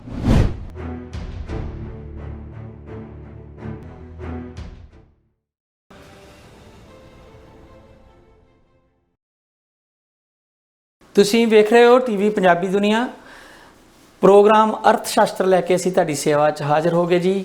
ਦੁਨੀਆ ਵਿੱਚ ਇਸ ਵੇਲੇ ਅਰਥਚਾਰੇ ਨੂੰ ਲੈ ਕੇ ਬਹੁਤ ਸਾਰੀਆਂ ਚਿੰਤਾਵਾਂ ਜਿਹੜੀਆਂ ਨੇ ਉਹ ਨਜ਼ਰ ਆ ਰਹੀਆਂ ਨੇ। ਬਹੁਤ ਸਾਰੇ ਮੁਲਕ ਜਿਹੜੇ ਨੇ ਉਹ ਇਸ ਵੇਲੇ ਬਹੁਤ ਸਾਰਾ ਫਾਈਨੈਂਸ਼ੀਅਲ ਕ੍ਰਾਈਸਿਸ ਨੂੰ ਜਿਹੜਾ ਉਹ ਫੇਸ ਕਰ ਰਹੇ ਨੇ। ਉਹਨਾਂ ਮੁਲਕਾਂ ਦੇ ਵਿੱਚ ਭਾਵੇਂ ਐਡਵਾਂਸ ਮੁਲਕ ਜਿਨ੍ਹਾਂ ਨੂੰ ਅਸੀਂ ਕਹਿੰਦੇ ਡਿਵੈਲਪਡ ਮੁਲਕ ਨੇ, ਜਿੱਥੇ ਅਸੀਂ ਬੈਠੇ ਹੋਏ ਹਾਂ, ਇਹਨਾਂ ਦਾ ਵੀ ਜਿਹੜਾ ਆਵਾਮ ਆ ਕਿਤੇ ਨਾ ਕਿਤੇ ਥੋੜ੍ਹਾ ਜਿਹਾ ਆਪਣਾ ਸਾਹ ਘੁੱਟਦਾ ਮਹਿਸੂਸ ਕਰ ਰਿਹਾ। ਦੂਜੇ ਪਾਸੇ ਜਿਹੜੇ ਅੰਡਰ ਡਿਵੈਲਪਡ ਮੁਲਕ ਨੇ, ਜਿਨ੍ਹਾਂ ਨੂੰ ਕਦੀ ਥਰਡ ਵਰਲਡ ਕਿਹਾ ਜਾਂਦਾ ਸੀ, ਉਹਨਾਂ ਦੀ ਦੁਰਦਸ਼ਾ ਵਾਲੀ ਹਾਲਤ ਹੋਈ ਪਈ ਆ। ਸਾਡੇ ਭਾਰਤ ਵਿੱਚ ਬਹੁਤ ਸਾਰੀਆਂ ਚੀਜ਼ਾਂ ਸ਼ਾਇਦ ਛੁਪਾਈਆਂ ਜਾਂਦੀਆਂ ਨੇ, ਸਾਨੂੰ ਪਤਾ ਨਹੀਂ ਲੱਗਦਾ। ਸਾਨੂੰ ਸਿਰਫ ਕੁਝ ਇਹੋ ਜਿਹਾ ਪਾਠ ਪੜ੍ਹਾਏ ਜਾਂਦੇ ਆ ਕਿ ਅਸੀਂ ਉਸ ਪਾਸੇ ਧਿਆਨ ਵੀ ਨਹੀਂ ਕਰਦੇ। ਪਰ ਸਾਡੇ ਆਲੇ ਦੁਆਲੇ ਜੋ ਕੁਝ ਵਾਪਰ ਰਿਹਾ, ਸ਼੍ਰੀਲੰਕਾ 'ਚ, ਪਾਕਿਸਤਾਨ ਦੀ ਜੋ ਹਾਲਤ ਹੋਈ ਪਈ ਆ, ਬਹੁਤ ਸਾਰੇ ਭਾਰਤੀ ਪ੍ਰਾਊਡ ਕਰਦੇ ਨੇ ਕਿ ਮੋਦੀ ਨੇ ਕਿਹਾ ਕਿ ਮੈਂ ਪਾਕਿਸਤਾਨੀਆਂ ਨੂੰ ਠੂਠਾ ਲੈ ਕੇ ਮੰਗਣ ਲਾਤਾ, ਤੇ ਅਸੀਂ ਸਮਝਦੇ ਹਾਂ ਕਿ ਸ਼ਾਇਦ ਸਾਡੀ ਵਜ੍ਹਾ ਕਰਕੇ ਉਹਨਾਂ ਨਾਲ ਇਹ ਹੋ ਰਿਹਾ। ਔਰ ਇਹ ਕੋਈ ਪ੍ਰਾਊਡ ਵਾਲੀ ਗੱਲ ਨਹੀਂ। ਜੇ ਸਾਡਾ ਗੁਆਂਢੀ ਕਿਤੇ ਨਾ ਕਿਤੇ ਪਰੇਸ਼ਾਨ ਆ ਤੇ ਉਹ ਪਰੇਸ਼ਾਨੀ ਸਾਡੇ ਘਰ ਵੀ ਪਹੁੰਚਣੀ ਆ। ਇਹਨਾਂ ਸਾਰੇ ਮੁੱਦਿਆਂ ਨੂੰ ਟੱਚ ਕਰਾਂਗੇ ਅੱਜ ਦੇ ਪ੍ਰੋਗਰਾਮ 'ਚ। ਮੇਰੇ ਨਾਲ ਪ੍ਰਸਿੱਧ ਅਰਥ ਸ਼ਾਸਤਰੀ ਡਾਕਟਰ ਸੁੱਚਾ ਸਿੰਘ ਗਿੱਲ ਅੱਜ ਸਾਡੀ ਰਿਕੁਐਸਟ 'ਤੇ ਸਾਡੇ ਨਾਲ ਨੇ। ਮੈਂ ਆਪਣੇ ਦਰਸ਼ਕਾਂ ਦਾ ਸਵਾਗਤ ਕਰਦਾ ਤੇ ਨਾਲ ਦੀ ਨਾਲ ਗਿੱਲ ਸਾਹਿਬ ਦਾ ਤਹਿ ਦਿਲ ਤੋਂ ਸਵਾਗਤ ਕਰਦਾ ਕਿ ਉਹਨਾਂ ਨੇ ਸਮਾਂ ਕੱਢਿਆ ਤੇ ਅੱਜ ਇਸ ਪ੍ਰੋਗਰਾਮ ਦੇ ਵਿੱਚ ਸ਼ਾਮਲ ਹੋ ਕੇ ਸਾਨੂੰ ਬਹੁਤ ਕੰਮ ਦੀਆਂ ਗੱਲਾਂ ਦੱਸਣ ਲਈ ਉਹ ਹਾਜ਼ਰ ਹੋਏ ਆ। ਡਾਕਟਰ ਸਾਹਿਬ ਵੈਲਕਮ ਜੀ, ਜੀ ਆਇਆਂ ਨੂੰ। ਧੰਨਵਾਦ ਹਰਜੀਤ। ਮੈਂ ਸਾਰੇ ਪ੍ਰੋਗਰਾਮ ਦੇਖਣ ਵਾਲੇ ਦਰਸ਼ਕਾਂ ਨੂੰ ਸਤਿ ਸ੍ਰੀ ਅਕਾਲ ਬੁਲਾਉਣਾ ਤੇ ਆਸ ਕਰਦਾ ਕਿ ਉਹ ਇਸ ਪ੍ਰੋਗਰਾਮ ਦੇ ਵਿੱਚ ਜ਼ਰੂਰ ਸ਼ਾਮਲ ਹੋ ਕੇ ਕੁਛ ਨਾ ਕੁਛ ਜਿਹੜਾ ਹੈ ਉਹ ਸਮਝ ਵੱਲ ਨੂੰ। ਜੀ ਅਸੀਂ ਆਪਣਾ ਟੈਲੀਫੋਨ ਨੰਬਰ ਡਿਸਪਲੇ ਕੀਤਾ ਹੈ, ਜੇ ਕੋਈ ਸੱਜਣ ਸਾਡੇ ਨਾਲ ਜੁੜੇ ਨੇ ਇਸ ਵੇਲੇ ਲਾਈਵ ਸ਼ੋਅ 'ਚ ਤੇ ਉਹ ਸਾਡੇ ਨਾਲ ਕਾਲ ਕਰਕੇ ਸਾਡੇ ਨਾਲ ਜ਼ਰੂਰ ਹਾਜ਼ਰ ਹੋ ਸਕਦੇ ਆ, ਸਾਡੇ ਨਾਲ ਗੱਲਬਾਤ ਆਪਣੀ ਜਿਹੜੀ ਆ ਸ਼ੇਅਰ ਕਰ ਸਕਦੇ ਆ। ਕੋਈ ਨਾ ਕੋਈ ਤੁਹਾਡਾ ਸੁਝਾਅ ਹੋਵੇ ਜਾਂ ਤੁਸੀਂ ਕੋਈ ਕੁਐਸਚਨ ਗਿੱਲ ਸਾਹਿਬ ਕੋਲ ਪੁੱਛਣਾ ਹੋਵੇ ਤੇ ਤੁਸੀਂ ਸਾਡਾ ਸਕਰੀਨ ਤੇ ਆ ਰਹੇ ਨੰਬਰ ਦੇ ਰਾਹੀਂ ਸਾਡੇ ਨਾਲ ਜੁੜ ਸਕਦੇ ਹੋ। ਸੋ ਡਾਕਟਰ ਸਾਹਿਬ, ਸਭ ਤੋਂ ਪਹਿਲਾਂ ਤਾਂ ਮੈਂ ਮੁਬਾਰਕਬਾਦ ਵੈਸੇ ਸਮੁੱਚੇ ਪੰਜਾਬੀਆਂ ਨੂੰ ਦੇਣੀ ਚਾਹੁੰਦਾ ਕਿ ਆਖਿਰਕਾਰ ਆਪਾਂ ਬੜੇ ਸ਼ੁਰੂਆਤੀ ਦੌਰ ਤੋਂ ਕਹਿ ਰਹੇ ਹਾਂ ਕਿ ਜਿਹੜੇ ਬਦਲਾਅ ਦੇ ਨਾਂ ਤੇ ਆਈ ਹੋਈ ਪਾਰਟੀ ਆ ਕਿਤੇ ਢਿੱਲਾ ਮੱਠਾ ਕੰਮ ਚੱਲ ਰਿਹਾ, ਪਰ ਕਦੀ ਕਦੀ 2 ਕਦਮ ਪਿੱਛੇ ਤੇ 2 ਕਦਮ ਅੱਗੇ ਵਾਲਾ ਕੰਮ ਜਦੋਂ ਆਉਂਦਾ ਥੋੜੀ ਜਿਹੀ ਖੁਸ਼ੀ ਮਿਲਦੀ ਹੈ। ਜਿੱਦਾਂ ਸਾਡੀਆਂ ਅਦਾਲਤਾਂ ਕਰਦੀਆਂ ਨੇ ਕਿ ਬਹੁਤ ਸਾਰੇ ਪਾਸੇ ਧਿਆਨ ਹੀ ਨਹੀਂ ਕਰਦੀਆਂ, ਇੱਕ ਅੱਧਾ ਚੰਗਾ ਫੈਸਲਾ ਆ ਜਾਂਦਾ ਅਸੀਂ ਖੁਸ਼ ਹੋ ਜਾਂਦੇ ਹਾਂ। ਇੱਦਾਂ ਹੀ ਸਾਡੀਆਂ ਸਰਕਾਰਾਂ ਨੇ, ਖਾਸ ਕਰਕੇ ਭਗਵੰਤ ਮਾਨ ਨਾਂ ਦੀ ਰਹਿਨੁਮਾਈ ਹੇਠ ਬਣੀ ਸਰਕਾਰ ਤੋਂ ਬਹੁਤ ਵੱਡੀਆਂ ਉਮੀਦਾਂ ਲੋਕਾਂ ਨੇ ਬਣਾਈਆਂ ਨੇ ਤੇ ਕਦੀ ਕਦੀ ਇੱਦਾਂ ਲੱਗਦਾ ਹੈ ਕਿ ਸਰਕਾਰ ਕੁਝ ਵੀ ਨਹੀਂ ਕਰ ਰਹੀ। ਪਰ ਪਿਛਲੇ ਦਿਨਾਂ 'ਚ ਕੁਝ ਚੰਗੇ ਫੈਸਲੇ ਵੀ ਆਏ ਜਿਹਦੀ ਅਸੀਂ ਪ੍ਰਸ਼ੰਸਾ ਕਰਦੇ ਹਾਂ। ਜਿਹੜੇ ਅੱਜ ਅਸੀਂ 2 ਗੱਲਾਂ ਤੁਹਾਡੇ ਨਾਲ ਸਾਂਝੀਆਂ ਕਰਨੀ ਚਾਹੁੰਦੇ ਆਪਣੇ ਦਰਸ਼ਕਾਂ ਨਾਲ, ਇੱਕ ਤਾਂ ਇਹ ਆ ਕਿ ਖੇਤੀ ਦੇ ਬਾਰੇ ਇੱਕ ਨੀਤੀ ਕਮੇਟੀ ਬਣੀ ਆ, ਉਹਦੇ ਵਿੱਚ ਬਹੁਤ ਸਾਰੇ ਬੁੱਧੀਜੀਵੀਆਂ ਨੂੰ ਸ਼ਾਮਲ ਕੀਤਾ ਜਿਸ 'ਚ ਡਾਕਟਰ ਗਿੱਲ ਹੋਰਾਂ ਦਾ ਨਾਮ ਹੀ ਆ। ਮੈਂ ਡਾਕਟਰ ਗਿੱਲ ਹੋਰਾਂ ਨੂੰ ਮੁਬਾਰਕਬਾਦ ਤੇ ਦੇਣਾ, ਪਰ ਮੈਂ ਕਹਿੰਦਾ ਕਿ ਪੰਜਾਬੀਆਂ ਲਈ ਮੁਬਾਰਕਬਾਦ ਹੈ ਕਿ ਇਹੋ ਜਿਹੇ ਸਿਆਣੇ ਸਮਝਦਾਰ ਲੋਕਾਂ ਦੀ ਅਗਰ ਸਰਕਾਰ ਸਲਾਹ ਲੈਂਦੀ ਹੈ ਤੇ ਸਲਾਹ ਲੈ ਕੇ ਉੱਤੇ ਅਮਲ ਕਰਦੀ ਹੈ ਤੇ ਫਿਰ ਪੰਜਾਬ ਦੀ ਬਿਹਤਰੀ ਲਈ ਕੁਝ ਕਦਮ ਪੁੱਟੇ ਜਾ ਸਕਦੇ ਆ। ਦੂਸਰੀ ਗੱਲ, ਜੀਰਾ ਵਾਲੀ ਸ਼ਰਾਬ ਫੈਕਟਰੀ ਦਾ ਜਿਹੜਾ ਅੰਦੋਲਨ ਸੀ ਉਹਦੀ ਜਿੱਤ ਹੋਈ ਆ, ਉਹਦੀ ਵੀ ਆਪਾਂ ਇੱਕ ਕਿਸਮ ਦੀ ਸਾਰੇ ਪੰਜਾਬੀਆਂ ਨੂੰ ਮੁਬਾਰਕਬਾਦ ਦਿੰਦੇ ਹਾਂ ਤੇ ਨਾਲ ਉੱਤੇ ਕੁਝ ਇੱਕ ਜਿਹੜੇ ਸਾਡੇ ਕਿੰਤੂ ਪ੍ਰੰਤੂ ਨੇ ਉਹ ਵੀ ਸਾਂਝੇ ਕਰਾਂਗੇ। ਸੋ ਡਾਕਟਰ ਸਾਹਿਬ, ਆਪਾਂ ਗੱਲ ਸ਼ੁਰੂ ਕਰੀਏ ਪੰਜਾਬ ਤੋਂ ਹੀ। ਪੰਜਾਬ ਖੇਤੀ ਆਧਾਰਿਤ ਸੂਬਾ ਹੈ ਤੇ ਅਸੀਂ ਸਮਝਦੇ ਹਾਂ ਕਿ ਜੇ ਖੇਤੀ ਦੇ ਰਿਫਾਰਮ ਹੋ ਜਾਂਦੇ ਆ ਤੇ ਪੰਜਾਬ ਜਿਹੜਾ ਕੁਛ ਨਾ ਕੁਛ ਬੈਟਰ ਸਥਿਤੀ 'ਚ ਹੋ ਸਕਦਾ। ਹਾਲਾਂਕਿ ਅਸੀਂ ਬੜੇ ਵੱਡੇ ਡੈਟ ਦੇ ਥੱਲੇ ਆ। ਜਿਸ ਤਰ੍ਹਾਂ ਹੁਣ ਤੁਹਾਨੂੰ ਲੱਗਦਾ ਹੈ ਕਿ ਅਸੀਂ ਬੜੇ ਦੇਰ ਤੋਂ ਸੋਚ ਰਹੇ ਸੀ ਕਿ ਸਰਕਾਰ ਕੋਲ ਕੋਈ ਥਿੰਕ ਟੈਂਕ ਨਹੀਂ ਆ ਤੇ ਇਹਨਾਂ ਨੂੰ ਪੰਜਾਬ ਦੇ ਬੁੱਧੀਜੀਵੀਆਂ ਤੇ ਪੰਜਾਬ ਦੇ ਜਿਹੜੇ ਲੋਕ ਪੱਖੀ ਅਰਥ ਸ਼ਾਸਤਰੀ ਆ ਉਹਨਾਂ ਨੂੰ ਨਾਲ ਜੋੜਨਾ ਚਾਹੀਦਾ। ਤੇ ਚਲੋ ਅੱਛਾ ਹੋਇਆ ਕਿ ਸਰਕਾਰ ਇਸ ਪਾਸੇ ਤੁਰੀ ਆ। ਪਹਿਲਾਂ ਡਾਕਟਰ ਸੁਖਪਾਲ ਹੋਰਾਂ ਨੂੰ ਇੱਕ ਜ਼ਿੰਮੇਵਾਰੀ ਦਿੱਤੀ ਗਈ ਤੇ ਹੁਣ ਤੁਹਾਨੂੰ ਸਾਰਿਆਂ ਨੂੰ ਜ਼ਿੰਮੇਵਾਰੀ ਦਿੱਤੀ। ਥੋੜ੍ਹੀ ਜਿਹੀ ਵਿਸਥਾਰ ਦੇ ਦਿਓ ਕਿ ਇਹ ਕਿਸ ਤਰ੍ਹਾਂ ਦੀ ਕਮੇਟੀ ਹੈ ਤੇ ਇਹਦਾ ਕੀ ਰੋਲ ਹੋਏਗਾ ਤੇ ਕੀ ਸਰਕਾਰ ਚਾਹੁੰਦੀ ਆ ਤੁਹਾਡੇ ਕੋਲੋਂ। ਹਰਜੀਤ, ਜਿਹੜਾ ਪੰਜਾਬ ਦੀ ਖੇਤੀ ਦਾ ਅਰਥਚਾਰਾ ਹੈ ਉਹ ਕਾਫੀ ਡੂੰਘੇ ਸੰਕਟ 'ਚੋਂ ਗੁਜ਼ਰ ਰਿਹਾ। ਹਰ ਰੋਜ਼ ਅਖਬਾਰ ਦੇ ਵਿੱਚ ਖਬਰ ਲੱਗਦੀ ਹੈ ਕਿ ਕਿਸੇ ਕਿਸਾਨ ਨੇ ਖੁਦਕੁਸ਼ੀ ਕਰ ਲਈ, ਦਵਾਈ ਪੀ ਲਈ ਔਰ ਉਹ ਪਰਿਵਾਰ ਜਿਹੜਾ ਪਿੱਛੋਂ ਵਿਲਕਦਾ ਨਜ਼ਰ ਆਉਂਦਾ ਹੈਗਾ। ਤੇ ਕਿਸਾਨ ਜਿਹੜੇ ਨੇ, ਖਾਸ ਕਰਕੇ ਛੋਟੇ ਕਿਸਾਨ, ਉਹਨਾਂ ਦੀ ਹਾਲਤ ਕਾਫੀ ਮਾੜੀ ਹੈ ਤੇ ਖੇਤ ਮਜ਼ਦੂਰਾਂ ਦੀ ਉਸ ਤੋਂ ਵੀ ਬਹੁਤ ਮਾੜੀ ਹਾਲਤ ਹੈ। ਤੇ ਨਾਲ ਹੀ ਜਿਹੜਾ ਧਰਤੀ ਸਾਡੀ ਦੇ ਥੱਲੇ ਪਾਣੀ ਹੈ ਉਹ ਮੁੱਕਣ ਦੇ ਕਿਨਾਰੇ ਪਹੁੰਚ ਗਿਆ ਹੈ ਔਰ ਪਾਣੀ ਜਿਹੜਾ ਹੈ ਉਪਲਬਧ ਨਾ ਹੋਣ ਕਰਕੇ ਇਹ ਲੱਗਦਾ ਹੈ ਕਿ ਆਉਣ ਵਾਲੇ ਦਿਨਾਂ ਦੇ ਵਿੱਚ ਮੌਜੂਦਾ ਜਿਹੜਾ ਖੇਤੀ ਦਾ ਪੈਟਰਨ ਹੈ ਕਣਕ ਤੇ ਝੋਨੇ ਵਾਲਾ, ਉਹਨੂੰ ਚਲਾਉਣਾ ਮੁਸ਼ਕਲ ਹੋ ਜਾਏਗਾ। ਸੋ এনवायरमेंट ਦੇ ਪੱਖੋਂ ਔਰ ਜਿਹੜਾ ਇਕਨੋਮਿਕ ਸਸਟੇਨੇਬਿਲਿਟੀ ਦੇ ਪੱਖੋਂ ਖੇਤੀ ਕਾਫੀ ਸੰਕਟ ਦੇ ਵਿੱਚ ਹੈ ਤੇ ਕਿਸਾਨੀ ਵੀ ਕਾਫੀ ਸੰਕਟ 'ਚ ਹੈ। ਤੋ ਇਸ ਕਰਕੇ ਪਿਛਲੇ ਕਈ ਸਾਲਾਂ ਤੋਂ ਇਹ ਕੋਸ਼ਿਸ਼ਾਂ ਹੁੰਦੀਆਂ ਰਹੀਆਂ ਨੇ ਕਿ ਐਗਰੀਕਲਚਰ ਬਾਰੇ ਕੋਈ ਨੀਤੀ ਬਣਾਈ ਜਾਵੇ ਔਰ 2013 ਦੇ ਵਿੱਚ ਡਾਕਟਰ ਜੀ.ਐਸ. ਕਾਲਕਟ ਉਹਨਾਂ ਦਿਨਾਂ ਦੇ ਵਿੱਚ ਜਿਹੜਾ ਇਹਦੇ ਚੇਅਰਮੈਨ ਸੀਗੇ ਪੰਜਾਬ ਖੇਤੀ ਕਮਿਸ਼ਨ ਦੇ, ਤੇ ਉਹਨਾਂ ਨੇ ਇੱਕ ਖਰੜਾ ਵੀ ਤਿਆਰ ਕੀਤਾ, ਪਰ ਉਹ ਕਈ ਸਾਲ 4 ਸਾਲ ਗੌਰਮੈਂਟ ਕੋਲ ਪਿਆ ਰਿਹਾ ਤੇ 17 'ਚ ਗੌਰਮੈਂਟ ਚਲ ਗਈ ਤੇ ਉਹਨਾਂ ਨੇ ਉਹਨੂੰ ਪਾਸ ਨਹੀਂ ਕੀਤਾ। ਉਸ ਤੋਂ ਬਾਅਦ ਨਵੀਂ ਕਾਂਗਰਸ ਸਰਕਾਰ ਆਈ, ਕੈਪਟਨ ਅਮਰਿੰਦਰ ਸਿੰਘ ਉਹਨਾਂ ਦੀ ਲੀਡ ਵਿੱਚ। ਉਹਨਾਂ ਨੇ ਫਿਰ ਅਜੇ ਜਾਖੜ ਨੂੰ ਇਸ ਕਮਿਸ਼ਨ ਦਾ ਚੇਅਰਮੈਨ ਨਿਯੁਕਤ ਕੀਤਾ ਤੇ ਉਹਨਾਂ ਨੇ ਫਿਰ 18-19 ਦੇ ਵਿੱਚ ਇਹ ਪਾਲਿਸੀ ਨਵੀਂ ਬਣਾ ਕੇ ਖਰੜਾ ਉਹਨਾਂ ਨੂੰ ਦਿੱਤਾ ਤੇ ਇਹ ਖਰੜਾ ਸਰਕਾਰ ਕੋਲ 3 ਸਾਲ ਪਿਆ ਰਿਹਾ ਤੇ 22 'ਚ ਸਰਕਾਰ ਵੀ ਚਲ ਗਈ ਤੇ ਉਹਨਾਂ ਨੇ ਕੁਝ ਨਹੀਂ ਕੀਤਾ। ਤੇ ਹੁਣ ਇਸ ਨਵੀਂ ਸਰਕਾਰ ਨੇ ਇੱਕ ਫਰੈਸ਼ ਕਮੇਟੀ ਅਪਾਇੰਟ ਕੀਤੀ ਆ ਕਿ ਖੇਤੀ ਦੇ ਬਾਰੇ, ਪੰਜਾਬ ਦੀ ਖੇਤੀ ਬਾਰੇ ਕਿਹੋ ਜਿਹੇ ਫੈਸਲੇ ਲਏ ਜਾਣ, ਕਿਹੋ ਜਿਹਾ ਭਵਿੱਖ ਉਲੀਕਿਆ ਜਾਵੇ, ਰੋਡ ਮੈਪ ਕੀ ਹੋਵੇ ਕਿ ਖੇਤੀ ਨੂੰ ਜਿਹੜਾ ਉਹ ਸਸਟੇਨੇਬਲ, ਜਿਹਨੂੰ ਕਹਿੰਦੇ ਆ ਕਿ ਟਿਕਾਊ ਖੇਤੀ ਜਿਹੜੀ ਆ ਕਿਵੇਂ ਬਣਾਇਆ ਜਾਵੇ। ਇਹਦਾ ਮਤਲਬ ਇਹ ਆ ਕਿ ਉਹ ਫਸਲਾਂ ਲਿਆਂਦੀਆਂ ਜਾਣ ਜਿਨ੍ਹਾਂ ਨੂੰ ਪਾਣੀ ਦੀ ਘੱਟ ਜ਼ਰੂਰਤ ਹੋਵੇ ਤੇ ਜਿੰਨਾ ਸਾਡੇ ਕੋਲ ਪਾਣੀ ਉਪਲਬਧ ਹੈ ਉਹਦੇ ਹਿਸਾਬ ਨਾਲ ਸਿੰਚਾਈ ਕਰ ਸਕੀਏ। ਦੂਸਰਾ ਜਿਹੜਾ ਹੈ ਕਿ ਜ਼ਮੀਨ ਜਿਹੜੀ ਹੈ ਉਹ ਜ਼ਹਿਰੀਲੀ ਹੋ ਚੁੱਕੀ ਹੈ ਤੇ ਉਹਦੇ ਚੋਂ ਜ਼ਹਿਰ ਖਤਮ ਕਰਨ ਵਾਸਤੇ ਕੁਦਰਤੀ ਖੇਤੀ ਵੱਲ ਨੂੰ ਵਧਿਆ ਜਾਵੇ ਤੇ ਨਾਲ ਹੀ ਕੋਸ਼ਿਸ਼ ਕੀਤੀ ਜਾਵੇ ਕਿ ਇਹ ਆਮ ਸਮਝਿਆ ਜਾਂਦਾ ਹੈ ਕਿ ਕੁਦਰਤੀ ਖੇਤੀ ਦੇ ਵਿੱਚ ਜਿਹੜੀ ਪ੍ਰਤੀ ਏਕੜ ਝਾੜ ਹੈ ਉਹ ਘੱਟ ਹੁੰਦਾ ਹੈ ਤੇ ਇਸ ਕਰਕੇ ਨਵੀਆਂ ਫਸਲਾਂ ਜਿਹੜੀਆਂ ਨੇ ਉਹਨਾਂ ਦੀ ਝਾੜ ਵਧਾਉਣ ਵਾਸਤੇ ਜਿਹੜਾ ਐਗਰੀਕਲਚਰ ਦਾ ਏਜੰਡਾ ਹੈ, ਰਿਸਰਚ ਏਜੰਡਾ ਹੈ, ਉਹਨੂੰ ਬਦਲਿਆ ਜਾਵੇ। ਸੋ ਕਈ ਕਿਸਮ ਦੇ ਸਵਾਲ ਨੇ ਤੇ ਨਾਲ ਹੈ ਕਿ ਜਿਹੜਾ ਕਿਸਾਨ ਹੈ ਤੇ ਖੇਤ ਮਜ਼ਦੂਰ ਹੈ ਉਹਨੂੰ ਐਗਰੀਕਲਚਰ ਦੀ ਪ੍ਰੋਡਕਸ਼ਨ ਦੇ ਨਾਲ ਐਗਰੀਕਲਚਰ ਦੀ ਮਾਰਕੀਟਿੰਗ ਤੇ ਐਗਰੀਕਲਚਰ ਦੇ ਪ੍ਰੋਸੈਸਿੰਗ ਵਿੱਚ ਜੋੜਿਆ ਜਾਵੇ।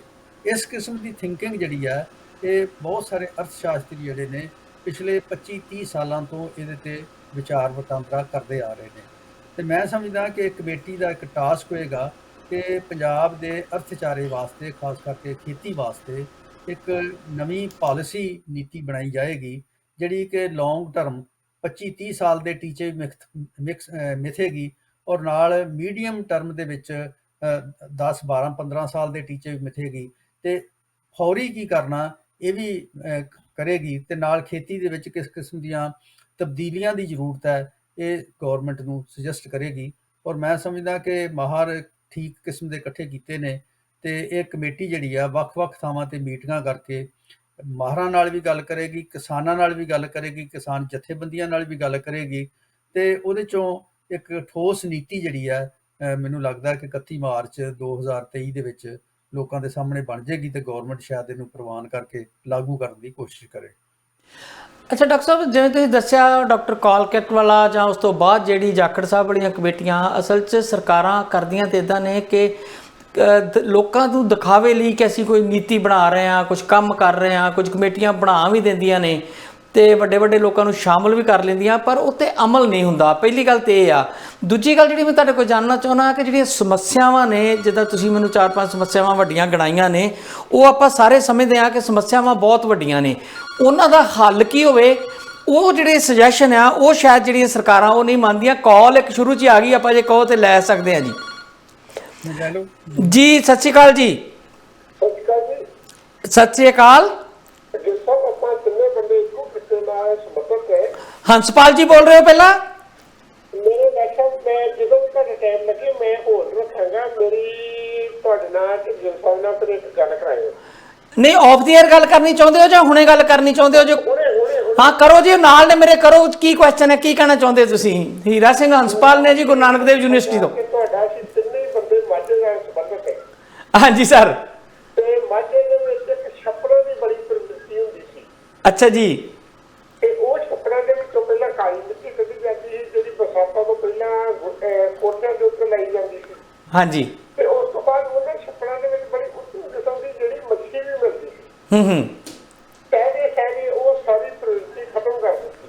ਹਾਂਜੀ। ਮੇਰਾ ਖਿਆਲ ਮਾਲਵੇ ਤੋਂ ਵੀ ਪਹਿਲਾਂ ਮਾਝੇ ਦੇ ਵਿੱਚ ਅਸੀਂ ਨਹਿਰੀ ਪਾਣੀ ਦੇ ਜਿਹੜੇ ਖਾਲ ਸੀਗੇ ਉਹਨਾਂ ਸਾਰਿਆਂ ਨੂੰ ਅਸੀਂ ਖਤਮ ਕੀਤਾ ਜੀ। ਤੇ ਮੈਨੂੰ ਬੜੀ ਖੁਸ਼ੀ ਹੋਈ ਆ ਸੁਣ ਕੇ ਕਿ ਡਾਕਟਰ ਸਾਹਿਬ ਉਸ ਕਮੇਟੀ ਦੇ ਵਿੱਚ ਵਧੀਆ ਨੇ ਤੇ ਡਾਕਟਰ ਸਾਹਿਬ ਜੜ੍ਹਾਂ ਤੋਂ ਜੁੜੇ ਨੇ ਔਰ ਉਸ ਇਲਾਕੇ ਤੋਂ ਪੜ੍ਹੇ ਨੇ ਜਿੱਥੇ ਬਹੁਤ ਜ਼ਿਆਦਾ ਸਹੂਲਤਾਂ ਨਹੀਂ ਸੀ ਹੁੰਦੀਆਂ। ਹਾਂਜੀ।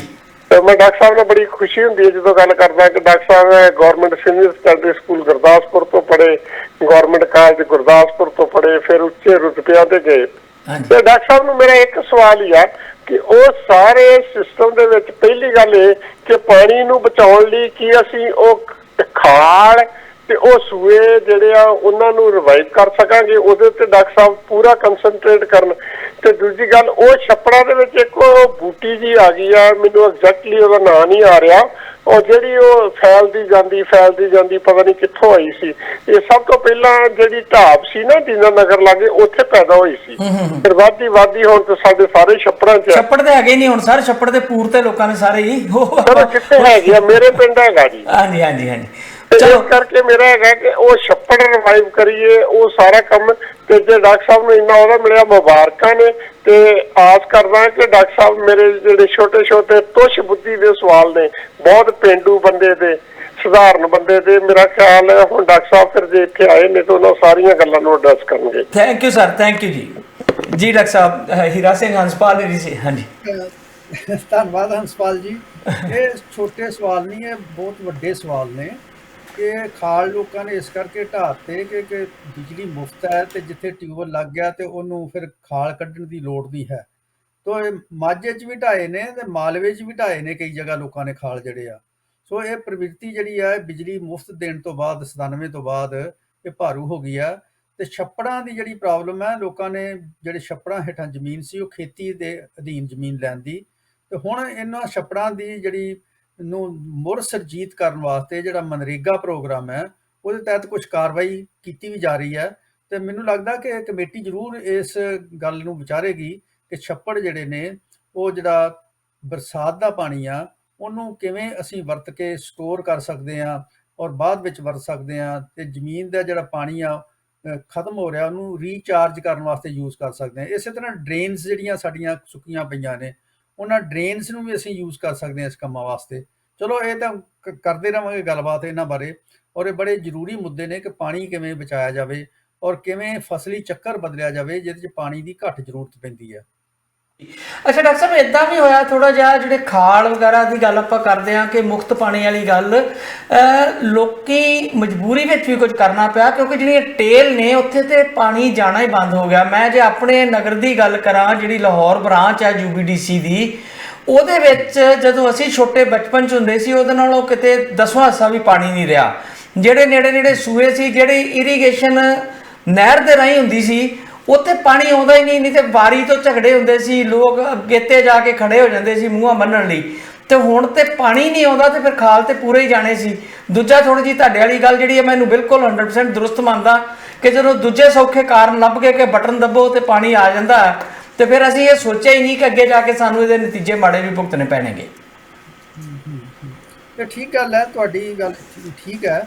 ਇਹ ਦੇਖੋ ਜਿਹੜਾ ਪੰਜਾਬ ਦੇ ਵਿੱਚ ਇੱਕ ਬੜਾ ਹੋਰ ਕਿਸਮ ਦਾ ਇੱਕ ਜਿਹੜਾ ਚੱਲ ਰਿਹਾ ਹੈ ਘੁਟਾਲਾ ਜਿਹਨੂੰ ਕਹਿ ਰਹੇ ਆ 1000 ਕਰੋੜ ਰੁਪਏ ਦਾ, ਉਹ ਨਹਿਰੀ ਪਾਣੀ ਬਾਰੇ ਨਹਿਰਾਂ ਬਾਰੇ ਹੀ ਹੈ ਕਿ ਨਹਿਰਾਂ ਦੀ ਮੇਨਟੇਨੈਂਸ ਹੀ ਨਹੀਂ ਕੀਤੀ ਗਈ।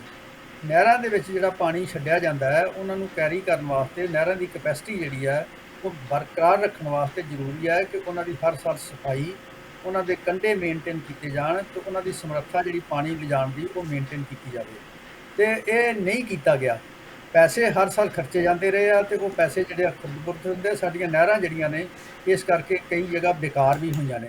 ਔਰ ਤੁਸੀਂ ਦੇਖਿਆ ਹੋਣਾ ਕਿ ਖਾਸ ਕਰਕੇ ਮਾਲਵੇ ਦੇ ਵਿੱਚ ਕਈ ਜਗ੍ਹਾ ਜਦੋਂ ਮੌਸਮ ਹੁੰਦਾ ਹੈ ਬਰਸਾਤ ਦਾ ਜਾਂ ਉਸ ਤੋਂ ਪਹਿਲਾਂ ਨਹਿਰ ਦੇ ਵਿੱਚ ਪਾਣੀ ਪੂਰਾ ਛੱਡਿਆ ਜਾਂਦਾ, ਨਹਿਰਾਂ ਟੁੱਟ ਜਾਂਦੀਆਂ ਨੇ ਤੇ ਫਿਰ 100 ਏਕੜ ਜਿਹੜੀ ਜ਼ਮੀਨ ਹੈ ਉਹਦੇ ਵਿੱਚ ਪਾਣੀ ਫੈਲ ਜਾਂਦਾ ਤੇ ਫਸਲਾਂ ਖਰਾਬ ਹੁੰਦੀਆਂ ਨੇ। ਤਾਂ ਇਹ ਜਿਹੜਾ ਕਈ ਪੱਖਾਂ ਤੋਂ ਇਹ ਗੱਲ ਵਿਚਾਰਨ ਵਾਲੀ ਹੈ ਤੇ ਇਹਨੂੰ ਪ੍ਰੋਬਲਮ ਨੂੰ ਮਲਟੀਪਲ ਐਂਗਲ ਤੋਂ ਡੀਲ ਕਰਨਾ ਪਏਗਾ। ਔਰ ਮੈਂ ਸਮਝਦਾ ਕਿ ਗਵਰਨਮੈਂਟ ਨੂੰ ਇਸ ਗੱਲ ਬਾਰੇ ਜ਼ਰੂਰ ਤਵੱਜੋ ਕਰਨੀ ਚਾਹੀਦੀ ਹੈ। ਅਸੀਂ ਵੀ ਇਹ ਗੱਲ ਜਿਹੜੀ ਆ ਉਹਨਾਂ ਦੇ ਧਿਆਨ ਵਿੱਚ ਜ਼ਰੂਰ ਲਿਆਵਾਂਗੇ। ਬਿਲਕੁਲ ਡਾਕਟਰ ਸਾਹਿਬ, ਬਿਲਕੁਲ ਠੀਕ ਤੁਸੀਂ ਮੁੱਦਾ ਉਠਾਇਆ। ਵੈਸੇ ਤਾਂ ਜਿਹੜੀਆਂ ਇਹ UBDC ਵਾਲਾ ਜਿਹੜਾ ਬਣਾਇਆ ਸੀ ਨਾ ਜੀ ਸਾਰਾ ਨਹਿਰਾਂ ਦਾ ਸਟਰਕਚਰ, ਤੁਸੀਂ ਬਹੁਤ ਬਰੀਕੀ ਨਾਲ ਇਹਨਾਂ ਚੀਜ਼ਾਂ ਨੂੰ ਜਾਣਦੇ ਹੋ। ਇਹ ਮਿਸਟਰ ਕੈਨੇਡੀ ਹੁੰਦੇ ਸੀ ਚੀਫ ਇੰਜੀਨੀਅਰ ਕੋਈ, ਉਹਨਾਂ ਦੀ ਥਿਊਰੀ ਹੈ, ਅਸੀਂ ਇੰਜੀਨੀਅਰਿੰਗ 'ਚ ਥਿਊਰੀ ਪੜ੍ਹੀ ਆ, ਨੌਨ ਸਿਲਟਿੰਗ ਤੇ ਨੌਨ ਡਿਪੋਜ਼ਿਟ ਕੇ ਇਸ ਤਰ੍ਹਾਂ ਦੀ ਆ ਕਿ ਆਪਣੇ ਫਲੋ ਨਾਲ ਆਪਣੀ ਸਫਾਈ ਆਪ ਹੀ ਇਹ ਨਹਿਰਾਂ ਕਰਦੀਆਂ ਰਹੀਆਂ ਨੇ ਹਮੇਸ਼ਾ, ਬਹੁਤ ਜ਼ਿਆਦਾ ਜ਼ਰੂਰਤ ਨਹੀਂ ਸੀ ਹੁੰਦੀ। ਹਾਂ, ਜਿਹੜੇ ਛੋਟੇ ਖਾਲ ਜਾਂ ਸੂਏ ਆ ਉਹਨਾਂ ਦੀ ਖਲਾਈ ਹਰ ਸਾਲ ਹੁੰਦੀ ਸੀਗੀ, ਪਰ ਹੁਣ ਜਦੋਂ ਤੁਸੀਂ ਜਿਵੇਂ ਦੱਸਿਆ ਕਿ ਕਰਪਸ਼ਨ ਦਾ ਮਾਮਲਾ ਇਦਾਂ ਦਾ ਹੋ ਗਿਆ ਕਿ ਖਰਚੇ ਪਾ ਲਓ, ਕਰਨਾ ਕੁਝ ਨਹੀਂ। ਅਸੀਂ ਉਹ ਸਿਸਟਮ 'ਚੋਂ ਆਏ ਹਾਂ, ਮੈਨੂੰ ਪਤਾ ਮੇਰੇ ਮਹਿਕਮੇ ਦੇ ਵਿੱਚ ਅਸੀਂ ਕੀ ਸਾਡੇ ਕੋਲ ਕਰਵਾਇਆ ਜਾਂਦਾ ਤੇ ਕੀ ਕਰਦੇ ਹਾਂ ਜੀ, ਬਹੁਤ ਕੁਝ ਹੁੰਦਾ। ਇਸ ਕਰਕੇ ਜਿਹੜੀ ਇਹਨਾਂ ਸਮੱਸਿਆ ਦੇ ਜਿਹੜੇ ਕਈ ਪਹਿਲੂ ਨੇ ਜੀ, ਇੱਕ ਤਾਂ ਪਾਣੀ ਦੀ ਘਾਟ ਹੈ, ਇੱਕ ਪਾਣੀ ਦੀ ਦੁਰਵਰਤੋਂ ਹੈ, ਇੱਕ ਤੀਸਰਾ ਹੈ ਕਿ ਪਾਣੀ ਜਿਹੜਾ ਹੈ ਉਹਨੂੰ ਅਸੀਂ ਜਿਸ ਤਰ੍ਹਾਂ ਲਿਜਾਣਾ ਹੈ, ਜਿੰਨਾ ਚੈਨਲ ਦੇ ਰਾਹੀਂ ਲਿਜਾਣਾ ਹੈ ਉਹ ਚੈਨਲ ਅਸੀਂ ਮੇਨਟੇਨ ਨਹੀਂ ਕਰਦੇ ਹੈਗੇ, ਸਫਾਈ ਨਹੀਂ ਕਰਦੇ। ਬੇਸ਼ੱਕ ਨਹਿਰਾਂ ਜਿਹੜੀਆਂ ਕਾਫੀ ਸਾਫ਼ ਸਫਾਈ ਕਰਦੀਆਂ ਨੇ, ਪਰ ਕਈ ਜਗ੍ਹਾ ਤੇ ਜਿੱਥੇ ਜਿਹੜੇ ਨਹਿਰ ਨੂੰ ਥੋੜਾ ਢੱਕ ਕੇ ਤੇ ਅਸੀਂ ਦੂਜੇ ਖਾਲ 'ਚ ਪਾਣੀ ਸੁੱਟਦੇ ਹਾਂ ਜਾਂ ਰਜਵਾਹ 'ਚ ਪਾਣੀ ਸੁੱਟਦੇ ਹਾਂ, ਉੱਥੇ ਰੇਤਾ ਇਕੱਠੀ ਹੁੰਦੀ ਹੈ ਤੇ ਹਰ ਸਾਲ ਰੇਤਾ ਉੱਤੋਂ ਕੱਢਣੀ ਪੈਂਦੀ ਹੈ ਬਾਹਰ, ਤੇ ਠੇਕੇ ਵੀ ਹੁੰਦੇ ਇਸ ਕੰਮ ਲਈ। ਸੋ ਇਸ ਕਰਕੇ ਥੋੜ੍ਹੀ ਬਹੁਤੀ ਸਫਾਈ ਤੇ ਕੰਢਿਆਂ ਦੀ ਜਿਹੜੀ ਮੇਨਟੇਨੈਂਸ ਆ ਉਹ ਬੜੀ ਜ਼ਰੂਰੀ ਹੈ। ਤੇ ਜੇ ਨਹੀਂ ਅਸੀਂ ਕਰਦੇ ਤਾਂ ਉਹ ਫਿਰ ਹੌਲੀ ਹੌਲੀ ਉਹਨਾਂ ਦੀ ਸਮਰੱਥਾ ਜਿਹੜੀ ਹੈ ਪਾਣੀ ਲਿਜਾਣ ਦੀ ਉਹ ਘੱਟ ਵੀ ਜਾਂਦੀ ਹੈ, ਤੇ ਫਿਰ ਟੇਲ ਤੇ ਜਿਹੜੇ ਪਿੰਡ ਪੈਂਦੇ ਨੇ ਉਹਨਾਂ ਕੋਲ ਪਾਣੀ ਨਹੀਂ ਪਹੁੰਚਦਾ। ਤਾਂ ਇਹਨੂੰ ਨਿਸ਼ਚਿਤ ਕਰਨ ਵਾਸਤੇ ਕਿ ਹਰ ਬੰਦਾ ਹਰ ਏਕੜ ਜਿਹਦੇ ਵਾਸਤੇ ਜ਼ਮੀਨ ਦੇ ਵਿੱਚ ਨਹਿਰੀ ਪਾਣੀ ਅਲਾਟਡ ਹੈ, ਉਸ ਲਾਸਟ ਏਕੜ ਤੱਕ ਪਾਣੀ ਪਹੁੰਚਣ ਵਾਸਤੇ ਸਾਰੇ ਜਿਹੜੇ ਲੋਕ ਜ਼ਿੰਮੇਵਾਰ ਨੇ ਉਹ ਉਹਨਾਂ ਨੂੰ ਕੰਮ ਕਰਨਾ ਪਏਗਾ। ਤੇ ਇਹਦੇ ਵਿੱਚ ਸਰਕਾਰੀ ਅਧਿਕਾਰੀਆਂ ਤੋਂ ਲੈ ਕੇ ਕਿਸਾਨ ਜਥੇਬੰਦੀਆਂ ਜਿਹੜੀਆਂ ਨੇ, ਖਾਸ ਕਰਕੇ ਵਾਟਰ ਯੂਜ਼ਰ ਐਸੋਸੀਏਸ਼ਨ ਜਿਹੜੀਆਂ ਨੇ ਪਿੰਡ ਦੇ ਵਿੱਚ, ਪਿੰਡ ਪੱਧਰ ਤੇ ਉਹਨਾਂ ਨੇ ਖਾਲੇ ਮੇਨਟੇਨ ਕਰਨੇ ਹੁੰਦੇ ਆ, ਉਹਨਾਂ ਹੀ ਵਾਰੀਆਂ ਜਿਹੜੀਆਂ ਨੇ ਐਲੋਕੇਟ ਕਰਨੀਆਂ ਹੁੰਦੀਆਂ ਨੇ। ਤੇ ਇਸ ਕਰਕੇ ਮਲਟੀ ਪ੍ਰੋਂਗ ਤੋਂ ਐਂਗਲ ਤੋਂ ਸਾਨੂੰ ਇਹ ਸਮੱਸਿਆ ਦਾ ਹੱਲ ਜਿਹੜਾ ਉਹ ਲੱਭਣਾ ਪਏਗਾ। ਬਿਲਕੁਲ ਡਾਕਟਰ ਸਾਹਿਬ, ਜੇ ਲੋਕਾਂ ਦਾ ਵਿਸ਼ਵਾਸ ਬਣ ਜੇ ਕਿ ਜਿਹੜੇ ਸਾਡੇ ਪੋਲੀਟੀਕਲ ਲੀਡਰ ਨੇ ਉਹ ਪੂਰੀ ਇਮਾਨਦਾਰੀ ਨਾਲ, ਤਨਦੇਹੀ ਨਾਲ ਕੰਮ ਕਰ ਰਹੇ ਨੇ ਤੇ ਲੋਕ ਹੱਥ ਵਟਾਉਣ ਨੂੰ ਤਿਆਰ ਨੇ। ਮੈਨੂੰ ਪਤਾ ਜਦੋਂ ਬਾਰਿਸ਼ਾਂ ਦੇ ਦਿਨਾਂ 'ਚ ਸੜਕ ਟੁੱਟਦੀ ਆ ਜਾਂ ਕੁਝ ਹੁੰਦਾ ਤੇ ਪਿੰਡ ਵਾਲੇ ਲੋਕ ਖੁਦ ਕਾਲ ਕਰਦੇ ਗੁਰਦੁਆਰਿਆਂ 'ਚ ਤੇ ਫਟਾਫਟ ਲੋਕ ਉਹਨੂੰ ਸੰਭਾਲਣ ਲਈ ਤੁਰ ਪੈਂਦੇ ਆ। ਖਾਲ ਵੀ ਇਦਾਂ ਹੀ ਖਾਲੇ ਜਾਂਦੇ ਹੁੰਦੇ ਸੀ। ਜ਼ਰੂਰੀ ਨਹੀਂ ਕਿ ਸਰਕਾਰ ਹੀ ਉਹਦੇ ਲਈ ਫੰਡ ਮੁਹੱਈਆ ਕਰੇ, ਪਰ ਲੋਕਾਂ ਨੂੰ ਇਹ ਯਕੀਨ ਤੇ ਸਰਕਾਰ ਦਿਵਾਵੇ ਨਾ ਕਿ ਅਸੀਂ ਤੁਹਾਡੇ ਲਈ ਕੰਮ ਕਰ ਰਹੇ ਹਾਂ, ਕੰਮ ਕਰਦੇ ਦਿਖਣ ਵੀ, ਤੇ ਫਿਰ ਲੋਕ ਵੀ ਉਹ 'ਚ ਪਾਰਟਿਸਿਪੇਟ ਜ਼ਰੂਰ ਕਰਨਗੇ। ਇਹ 'ਚ ਕੋਈ ਦੋ ਰਾਵਾਂ ਨਹੀਂ। ਨਹੀਂ, ਠੀਕ ਗੱਲ ਹੈ ਤੁਹਾਡੀ ਕਿ ਲੋਕ ਜਿਹੜੇ ਨੇ ਉਹਨਾਂ ਦੇ ਨਾਲ ਸਰਕਾਰ ਦਾ ਤਾਲਮੇਲ ਬਹੁਤ ਜ਼ਰੂਰੀ ਹੈ, ਔਰ ਜਿਹੜੀ ਲੋਕਾਂ ਦਾ ਸਮਰਥਨ ਸਰਕਾਰ ਨੂੰ ਜਦੋਂ ਮਿਲਦਾ ਹੈ ਤੇ ਉਹਦੇ 'ਚ ਵਿਸ਼ਵਾਸ ਵੀ ਬਣਦਾ ਹੈ। ਤੇ ਉਸ ਵਿਸ਼ਵਾਸ ਨੂੰ ਬਰਕਰਾਰ ਰੱਖਣ ਵਾਸਤੇ ਸਰਕਾਰ ਨੇ ਜ਼ਰੂਰੀ ਸਿਗਨਲ, ਜਿਹੜੇ ਜਿਹਨੂੰ ਅਸੀਂ ਕਹਿੰਦੇ ਸਿਗਨਲ, ਉਹ ਭੇਜਣੇ ਹੁੰਦੇ ਨੇ ਕਿ ਅਸੀਂ ਤੁਹਾਡੇ ਪ੍ਰਤੀ ਚਿੰਤਾਤੁਰ ਹਾਂ, ਕੋਈ ਹੇਰਾਫੇਰੀ ਨਹੀਂ, ਔਰ ਅਸੀਂ ਵੈਲਫੇਅਰ ਤੁਹਾਡਾ ਲਿਆਉਣ ਵਾਸਤੇ ਯਤਨਸ਼ੀਲ ਹਾਂ। ਤਾਂ ਜੇ ਇਹ ਗੱਲ ਮੁੱਕਦੀ ਹੈ, ਖਤਮ ਹੁੰਦੀ ਹੈ, ਜਿਹੜੀ ਪਿਛਲੇ ਸਮੇਂ ਦੇ ਵਿੱਚ ਸਿਆਸਤ ਦੇ ਵਿੱਚ ਹੋਈ ਆ, ਕਿਉਂਕਿ ਬਹੁਤ ਸਾਰੇ ਸਾਡੇ ਸਿਆਸਤਦਾਨਾਂ ਨੇ ਸਿਆਸਤ ਨੂੰ ਇੱਕ ਬਿਜ਼ਨਸ ਬਣਾ ਲਿਆ ਤੇ ਉਹਦੇ ਨਾਲ ਗੜਬੜ ਕਾਫੀ ਹੋਈ ਹੈ। ਤੇ ਇਹ ਜਿਹੜਾ ਨਵਾਂ ਨਿਜ਼ਾਮ ਬਣਿਆ ਹੈ, ਇਹਦੇ ਤੋਂ ਲੋਕ ਬਦਲਾਅ ਦੀ ਆਸ ਰੱਖਦੇ ਨੇ ਤੇ ਥੋੜ੍ਹਾ ਥੋੜ੍ਹਾ ਹੌਲੀ ਹੌਲੀ ਇਸ ਪਾਸੇ ਨੂੰ ਗੱਲ ਤੁਰਨ ਵੀ ਲੱਗੀ ਆ ਥੋੜ੍ਹੀ ਬਹੁਤੀ, ਔਰ ਇਹਦੇ ਪ੍ਰਭਾਵ ਜਿਹੜੇ ਪੋਜ਼ਿਟਿਵ ਜ਼ਰੂਰ ਨਿਕਲਣਗੇ। ਬਿਲਕੁਲ ਜੀ, ਕਿਤੇ ਨਾ ਕਿਤੇ ਥੋੜੀ ਜਿਹੀ ਆਪਣੀ ਜਿਹੜੀ ਆ ਵਿਲ ਦਿਖਾਈ ਆ ਸੀਐਮ ਭਗਵੰਤ ਮਾਨ ਦੇ ਨੇ ਜਾਂ ਉਹਨਾਂ ਦੀ ਕੈਬਨਿਟ ਨੇ। ਜਿਵੇਂ ਮੱਤੇਵਾੜੇ ਵਾਲਾ ਕੇਸ ਸੀਗਾ, ਉਹਦੇ ਵਿੱਚ ਕਲੀਅਰ ਕੱਟ ਫੈਸਲਾ ਲਿਆ। ਉਸ ਤੋਂ ਬਾਅਦ ਜਿਹੜੀ ਹੁਣ ਅਫਸਰਸ਼ਾਹੀ ਨਾਲ ਇੱਕ ਰੇੜਕਾ ਪਿਆ ਸੀ, ਉਹਦੇ ਵਿੱਚ ਫੈਸਲਾ ਲਿਆ। ਹੁਣ ਇਹ ਜੀਰੇ ਵਾਲਾ ਫੈਸਲਾ, ਇੱਕ ਦੋ ਫੈਸਲੇ ਕੁਝ ਚੰਗੇ ਫੈਸਲੇ ਜਿਹੜੇ ਆ, ਜਾਂ ਕੁਝ ਲੋਕਾਂ ਨੂੰ ਜੌਬ ਦਾ ਜਿਹੜਾ ਕਰ ਰਹੇ ਆ ਥੋੜ੍ਹਾ ਥੋੜ੍ਹਾ ਕਰਕੇ। ਹਾਲਾਂਕਿ ਸਰਕਾਰ ਦੀ ਆਪਣੀ ਵਿੱਤੀ ਹਾਲਤ ਤੁਸੀਂ ਦੇਖਦੇ ਹੋ ਬਹੁਤ ਮਾੜੀ ਆ, ਪਰ ਉਮੀਦਾਂ ਸਾਡੀਆਂ ਲੋਕਾਂ ਦੀਆਂ ਬਹੁਤ ਵੱਡੀਆਂ ਨੇ। ਇਸ ਕਰਕੇ ਕਈ ਵਾਰ ਕਾਹਲਾ ਮਨ ਪੈਂਦਾ ਹੈ ਕਿ ਇਹ ਵੀ ਸ਼ਾਇਦ ਸਰਕਾਰ ਆਪਣੇ ਮਿਸ਼ਨ 'ਚ ਪੂਰੀ ਜਿਹੜੀ ਆ ਉਹਨਾਂ ਦੀ ਤਨਦੇਹੀ ਨਾਲ ਉਸ ਤਰ੍ਹਾਂ ਨਹੀਂ ਲੱਗੀ ਜਿੱਦਾਂ ਨੂੰ ਸਾਨੂੰ ਚਾਹੀਦਾ ਸੀਗਾ। ਖਾਸ ਕਰਕੇ ਹੈਲਥ ਤੇ ਐਜੂਕੇਸ਼ਨ ਦਾ ਮੁੱਖ ਏਜੰਡਾ ਆ, ਉਹਦੇ ਵਿੱਚ ਕੋਈ ਵੱਡੀਆਂ ਤਬਦੀਲੀਆਂ ਸਾਨੂੰ ਅਜੇ ਤੱਕ ਨਜ਼ਰ ਨਹੀਂ ਆਈਆਂ। ਬਹੁਤ ਸਾਰੀਆਂ ਚੀਜ਼ਾਂ ਸੋਸ਼ਲ ਮੀਡੀਆ ਰਾਹੀਂ ਅਸੀਂ ਦੇਖਦੇ ਰਹਿੰਦੇ ਹਾਂ, ਅਸੀਂ ਸਾਰੀਆਂ ਦੇ ਇਤਬਾਰ ਤੇ ਨਹੀਂ ਕਰਦੇ, ਪਰ ਜਿਹੜਾ ਇਹਨਾਂ ਦੀ ਮਹੱਲਾ ਕਲੀਨਿਕ ਸਕੀਮ ਹੈ ਜਾਂ ਕੁਝ ਇਦਾਂ ਦੀਆਂ ਸਕੀਮਾਂ ਨੇ, ਉਹ ਬਹੁਤ ਚੰਗੇ ਢੰਗ ਨਾਲ ਸ਼ਾਇਦ ਉਹ ਇੰਪਲੀਮੈਂਟ ਜਿਹੜੇ ਉਹ ਨਹੀਂ ਕਰ ਪਾ ਰਹੇ। ਕਿਤੇ ਨਾ ਕਿਤੇ ਕਮੀਆਂ ਨਜ਼ਰ ਆ ਰਹੀਆਂ ਨੇ। ਹੋ ਸਕਦਾ ਸਰਕਾਰ ਦੀ ਜਿਹੜੀ ਮਨਸ਼ਾ ਸਹੀ ਹੋਵੇ, ਅਜੇ ਜਿਹੜਾ ਤੰਤਰ ਹੈ ਉਹਨੂੰ ਸੁਧਾਰਦਿਆਂ ਥੋੜਾ ਸਮਾਂ ਤੇ ਲੱਗੇਗਾ ਜੇ ਠੀਕ ਤਰ੍ਹਾਂ ਸਾਰਾ ਕੁਝ ਚੱਲਦਾ ਰਹੇ ਤਾਂ ਜੀ। ਹਰਜੀਤ, ਜਿਹੜੀ ਇੱਕ ਪੋਜ਼ਿਟਿਵ ਫੈਸਲੇ ਹੁੰਦੇ ਨਾ, ਉਹਦਾ ਅਸਰ ਦੂਰ ਤੱਕ ਜਾਂਦਾ ਹੈ। ਮਸਲਨ ਕਿ ਇਹ ਗਵਰਨਮੈਂਟ ਨੇ ਫੈਸਲਾ ਕਰਤਾ ਕਿ ਅਸੀਂ ਸੋਸ਼ਲ ਵੈਲਫੇਅਰ ਦੇ ਐਂਗਲ ਤੋਂ ਪੁਰਾਣੀ ਪੈਨਸ਼ਨ ਸਕੀਮ ਬਹਾਲ ਕਰਦੇ ਹਾਂ। ਉਹਦਾ ਨਤੀਜਾ ਇਹ ਨਿਕਲਿਆ ਕਿ 3-4 ਹੋਰ ਸਰਕਾਰਾਂ ਨੇ, ਰਾਜਸਥਾਨ ਨੇ, ਛੱਤੀਸਗੜ੍ਹ ਨੇ ਔਰ ਹਿਮਾਚਲ ਪ੍ਰਦੇਸ਼ ਨੇ, ਉਹ ਪੈਨਸ਼ਨ ਸਕੀਮ ਬਹਾਲ ਕਰਨ ਦਾ ਫੈਸਲਾ ਕਰਤਾ। ਸੋ ਜਿਹੜਾ ਇੱਥੇ ਕੁਝ ਚੰਗੇ ਪੋਜ਼ਿਟਿਵ ਸਟੈਪ ਲਏ ਜਾਣਗੇ, ਉਹਨਾਂ ਦਾ ਅਸਰ ਦੂਰ ਤੱਕ ਜਾਏਗਾ। ਤਾਂ ਮੈਂ ਸਮਝਦਾ ਕਿ ਇਹਨਾਂ ਨੂੰ ਉਸ ਐਂਗਲ ਤੋਂ ਜ਼ਰੂਰ ਕੰਮ ਕਰਨਾ ਚਾਹੀਦਾ ਹੈਗਾ। ਔਰ ਇਹ ਜਿਹੜੇ ਇਹਨਾਂ ਨੇ ਪਿਛਲੇ ਸਰਕਾਰਾਂ ਨੇ ਭਰਤੀ ਨਹੀਂ ਕੀਤੀ ਰੈਗੂਲਰਲੀ ਮੁਲਾਜ਼ਮਾਂ ਦੀ, ਤੇ ਇਹ 30-35 ਹਜ਼ਾਰ ਇਹਨਾਂ ਨੇ ਮੁਲਾਜ਼ਮਾਂ ਦੀ ਭਰਤੀ ਦਾ ਜਿਹੜਾ ਟੀਚਾ ਮਿਥਿਆ ਹੈਗਾ ਇਸ ਸਾਲ, ਉਹਦੇ ਨਾਲ ਵੀ ਇੱਕ ਪੋਜ਼ਿਟਿਵ ਸਿਗਨਲ ਗਿਆ ਹੈ ਤੇ ਉਹ ਜਿਹੜਾ ਹੈ ਲੋਕਾਂ ਦੇ ਵਿੱਚ ਥੋੜ੍ਹਾ ਬਹੁਤਾ ਵਿਸ਼ਵਾਸ ਜਿਹੜਾ ਉਹ ਬਣੇਗਾ। ਪਰ ਅਜੇ ਵੀ ਜਿਹੜੀ ਫਾਈਨੈਂਸ਼ੀਅਲ ਕ੍ਰਾਈਸਿਸ ਆ ਸਟੇਟ ਦਾ, ਸਾਧਨ ਨਹੀਂ ਇਕੱਠੇ ਹੋ ਰਹੇ, ਉਸ ਕਰਕੇ ਬਹੁਤ ਸਾਰੇ ਕੰਮ ਕਰਨ ਵਿੱਚ ਇਹਨਾਂ ਨੂੰ ਮੁਸ਼ਕਿਲ ਆ ਰਹੀ ਹੈ।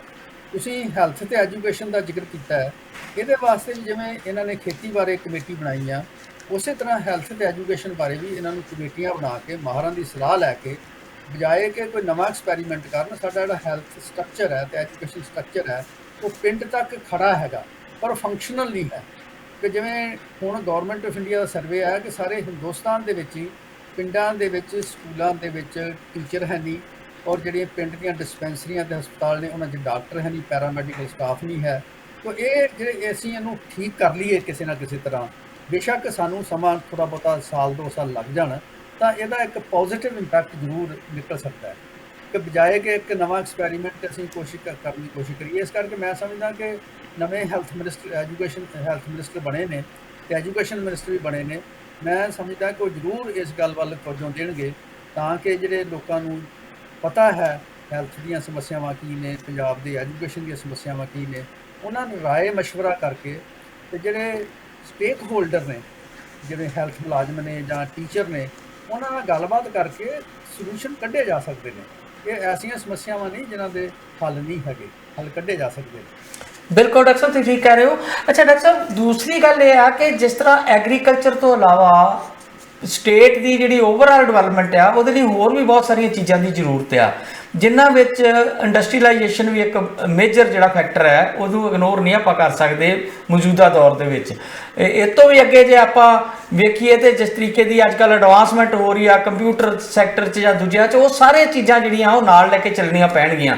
ਤੇ ਖਾਸ ਕਰਕੇ ਇੰਡਸਟਰੀ ਵਾਸਤੇ ਬਹੁਤ ਸਾਰਾ ਸਰਕਾਰਾਂ ਜਿਹੜੀਆਂ ਨੇ ਉਹ ਜ਼ੋਰ ਲਾਉਂਦੀਆਂ ਨੇ ਕਿ ਸਾਡੀ ਸਟੇਟ ਚਾਹੋ ਜੀ ਅਸੀਂ ਸਿੰਗਲ ਵਿੰਡੋ ਸਿਸਟਮ ਕਰਾਂਗੇ, ਤੁਹਾਨੂੰ ਇਹ ਫੈਸਿਲਿਟੀ ਦੇਵਾਂਗੇ, ਲੈਂਡ ਤੁਹਾਨੂੰ ਸਹੀ ਰੇਟ ਤੇ ਦੇਵਾਂਗੇ। ਹਾਲਾਂਕਿ ਪੰਜਾਬ ਦੀ ਇੰਡਸਟਰੀ ਬਾਰੇ ਸਾਡੇ ਕਈ ਤਰ੍ਹਾਂ ਦੇ ਚਿੰਤਾਵਾਂ ਨੇ ਕਿ ਸੈਂਟਰ ਗੌਰਮੈਂਟ ਨੇ ਕਿਸੇ ਨਾ ਕਿਸੇ ਤਰੀਕੇ ਨਾਲ ਸਾਨੂੰ ਇਗਨੋਰ ਕੀਤਾ, ਬਾਰਡਰ ਸਟੇਟ ਨੂੰ ਤੇ ਨਾਲ ਲੱਗੀਆਂ ਸਟੇਟਾਂ, ਪਹਾੜੀ ਸਟੇਟਾਂ ਨੂੰ ਕੁਝ ਰਾਇਤਾਂ ਦੇ ਕੇ ਇੰਡਸਟਰੀ ਜਿਹੜੀ ਆ ਪੰਜਾਬ 'ਚੋਂ ਉੱਧਰ ਸ਼ਿਫਟ ਹੋਈ। ਜੇ ਕਦੋਂ ਅਸੀਂ ਗੱਲ ਕਰਦੇ ਹਾਂ ਧਾਰੀਵਾਲ ਮਿਲ ਦੀ, OCM ਦੀ, ਹੋਰ ਵੱਡੇ ਜਿਹੜੀਆਂ ਬਟਾਲਾ ਵਗੈਰਾ ਦੀ ਕਈ ਵਾਰ ਗੱਲ ਆਪਣੀ ਹੋਈ ਆ, ਤੇ ਉਹ ਮੁਸ਼ਕਲਾਂ ਆਉਂਦੀਆਂ ਨੇ।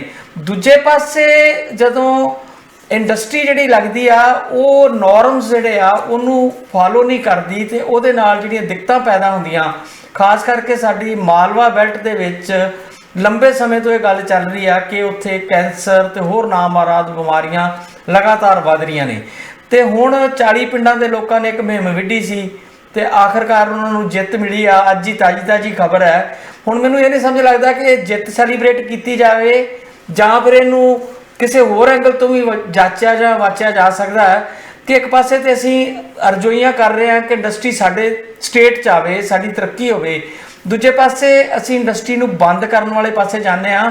ਕੀ ਕੋਈ ਵਿੱਚ ਵਿਚਾਲੇ ਜਿਹੜਾ ਰਾਹ ਜਾਂ ਜਿਹੜੇ ਫਿਕਸ ਨੋਰਮ ਨੇ এনवायरमेंट ਦੇ ਜਾਂ ਦੂਜੇ, ਉਹ ਲਾਗੂ ਕਰਕੇ ਇੰਡਸਟਰੀ ਨੂੰ ਜਿਹੜਾ ਆ ਉਹ ਚਾਲੂ ਨਹੀਂ ਰੱਖਿਆ ਜਾ ਸਕਦਾ? ਮੈਂ ਇਕੱਲੀ ਮਨੋਤਰ ਵਾਲੀ ਇੰਡਸਟਰੀ ਨਹੀਂ ਕਹਿੰਦਾ, ਮੈਂ ਸਗੋਂ ਇਹ ਵੀ ਕਹਿਣਾ ਕਿ ਉਹਨਾਂ ਨੂੰ ਪਨਿਸ਼ ਕਰਨਾ ਬਣਦਾ ਸੀਗਾ। ਜਿਸ ਤਰ੍ਹਾਂ ਕਿਹਾ ਜਾ ਰਿਹਾ ਹੈ ਸੱਚਮੁੱਚ ਉਹਨਾਂ ਨੇ ਧਰਤੀ 'ਚ ਜ਼ਹਿਰ ਭੇਜਿਆ ਆ ਤੇ ਉਹਨਾਂ ਨੂੰ ਉਹਦੀ ਪੈਨਲਟੀ ਲੱਗਣੀ ਚਾਹੀਦੀ ਸੀ, ਤੇ ਉਸ ਤੋਂ ਬਾਅਦ ਫੈਕਟਰੀ ਚੱਲਦੀ ਰੱਖਣੀ ਚਾਹੀਦੀ ਆ।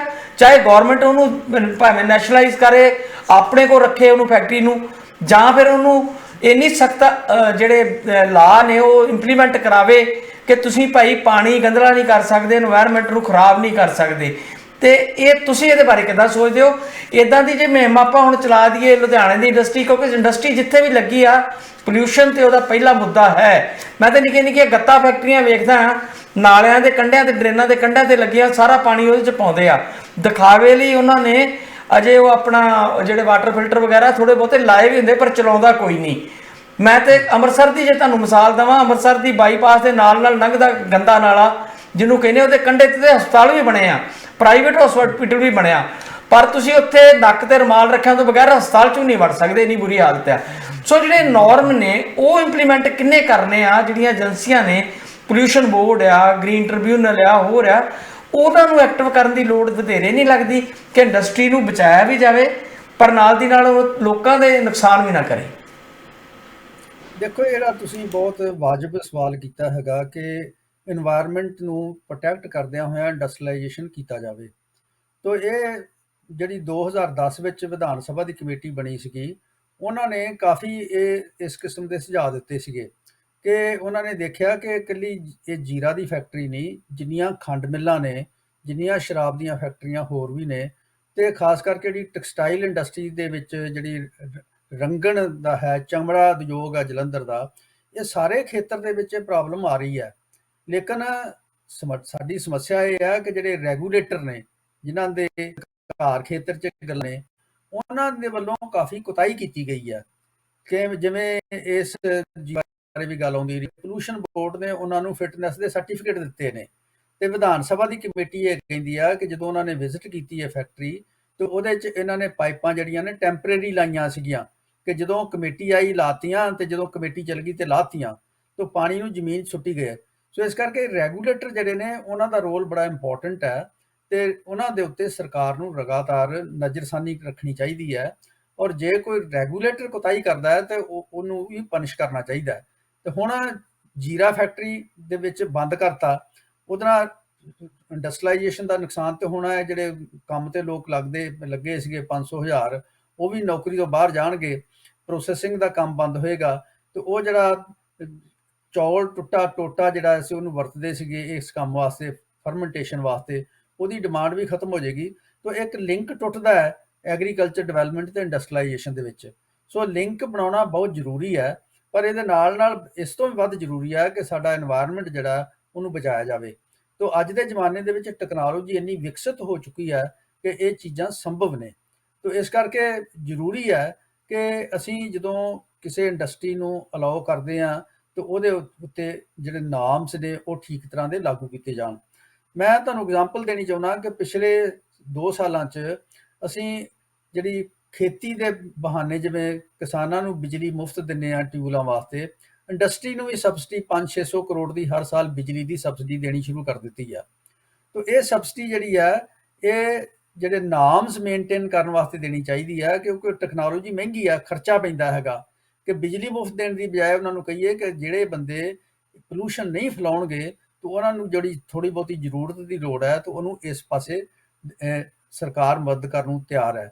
ਇਸ ਤੋਂ ਬਗੈਰ ਜਿਹੜੀਆਂ ਬਹੁਤ ਸਾਰੀਆਂ ਇੰਡਸਟਰੀਜ਼ ਨੇ ਜਿਹੜੀਆਂ ਇਸ ਗੰਦ ਨੂੰ ਯੂਜ਼ ਕਰਕੇ CNG ਗੈਸ ਤੇ ਮਨਿਓਰ ਬਣਾ ਸਕਦੀਆਂ ਨੇ, ਉਹ ਵੀ ਵਰਤੀਆਂ ਜਾ ਸਕਦੀਆਂ ਨੇ। ਜਿਵੇਂ ਪੰਜਾਬ ਦੇ ਵਿੱਚ ਇੱਕ ਲਹਿਰਾ ਗਾਗਾ ਦੇ ਵਿੱਚ 2 ਪਲਾਂਟ ਲੱਗੇ ਨੇ ਪਰਾਲੀ ਦੇ, ਤੇ ਇਹ ਵੀ ਕਿਹਾ ਜਾ ਰਿਹਾ ਕਿ ਪਰਾਲੀ ਦੇ ਨਾਲ ਨਾਲ ਜਾਂ ਖੇਤੀ ਦੇ ਜਿਹੜੀ ਰਹਿੰਦ ਖੂੰਹਦ ਹੋਰ ਵੀ ਹੈ, ਤੇ ਜਿਹੜਾ ਸੀਵਰੇਜ ਦਾ ਗੰਦਾ ਪਾਣੀ ਹੈ ਉਹ ਵੀ ਵਰਤਿਆ ਜਾ ਸਕਦਾ ਹੈ CNG ਗੈਸ ਪ੍ਰੋਡਿਊਸ ਕਰਨ ਵਾਸਤੇ ਔਰ ਉਹਦੇ ਚੋਂ ਮਨਿਓਰ ਪੈਦਾ ਕਰਨ ਵਾਸਤੇ।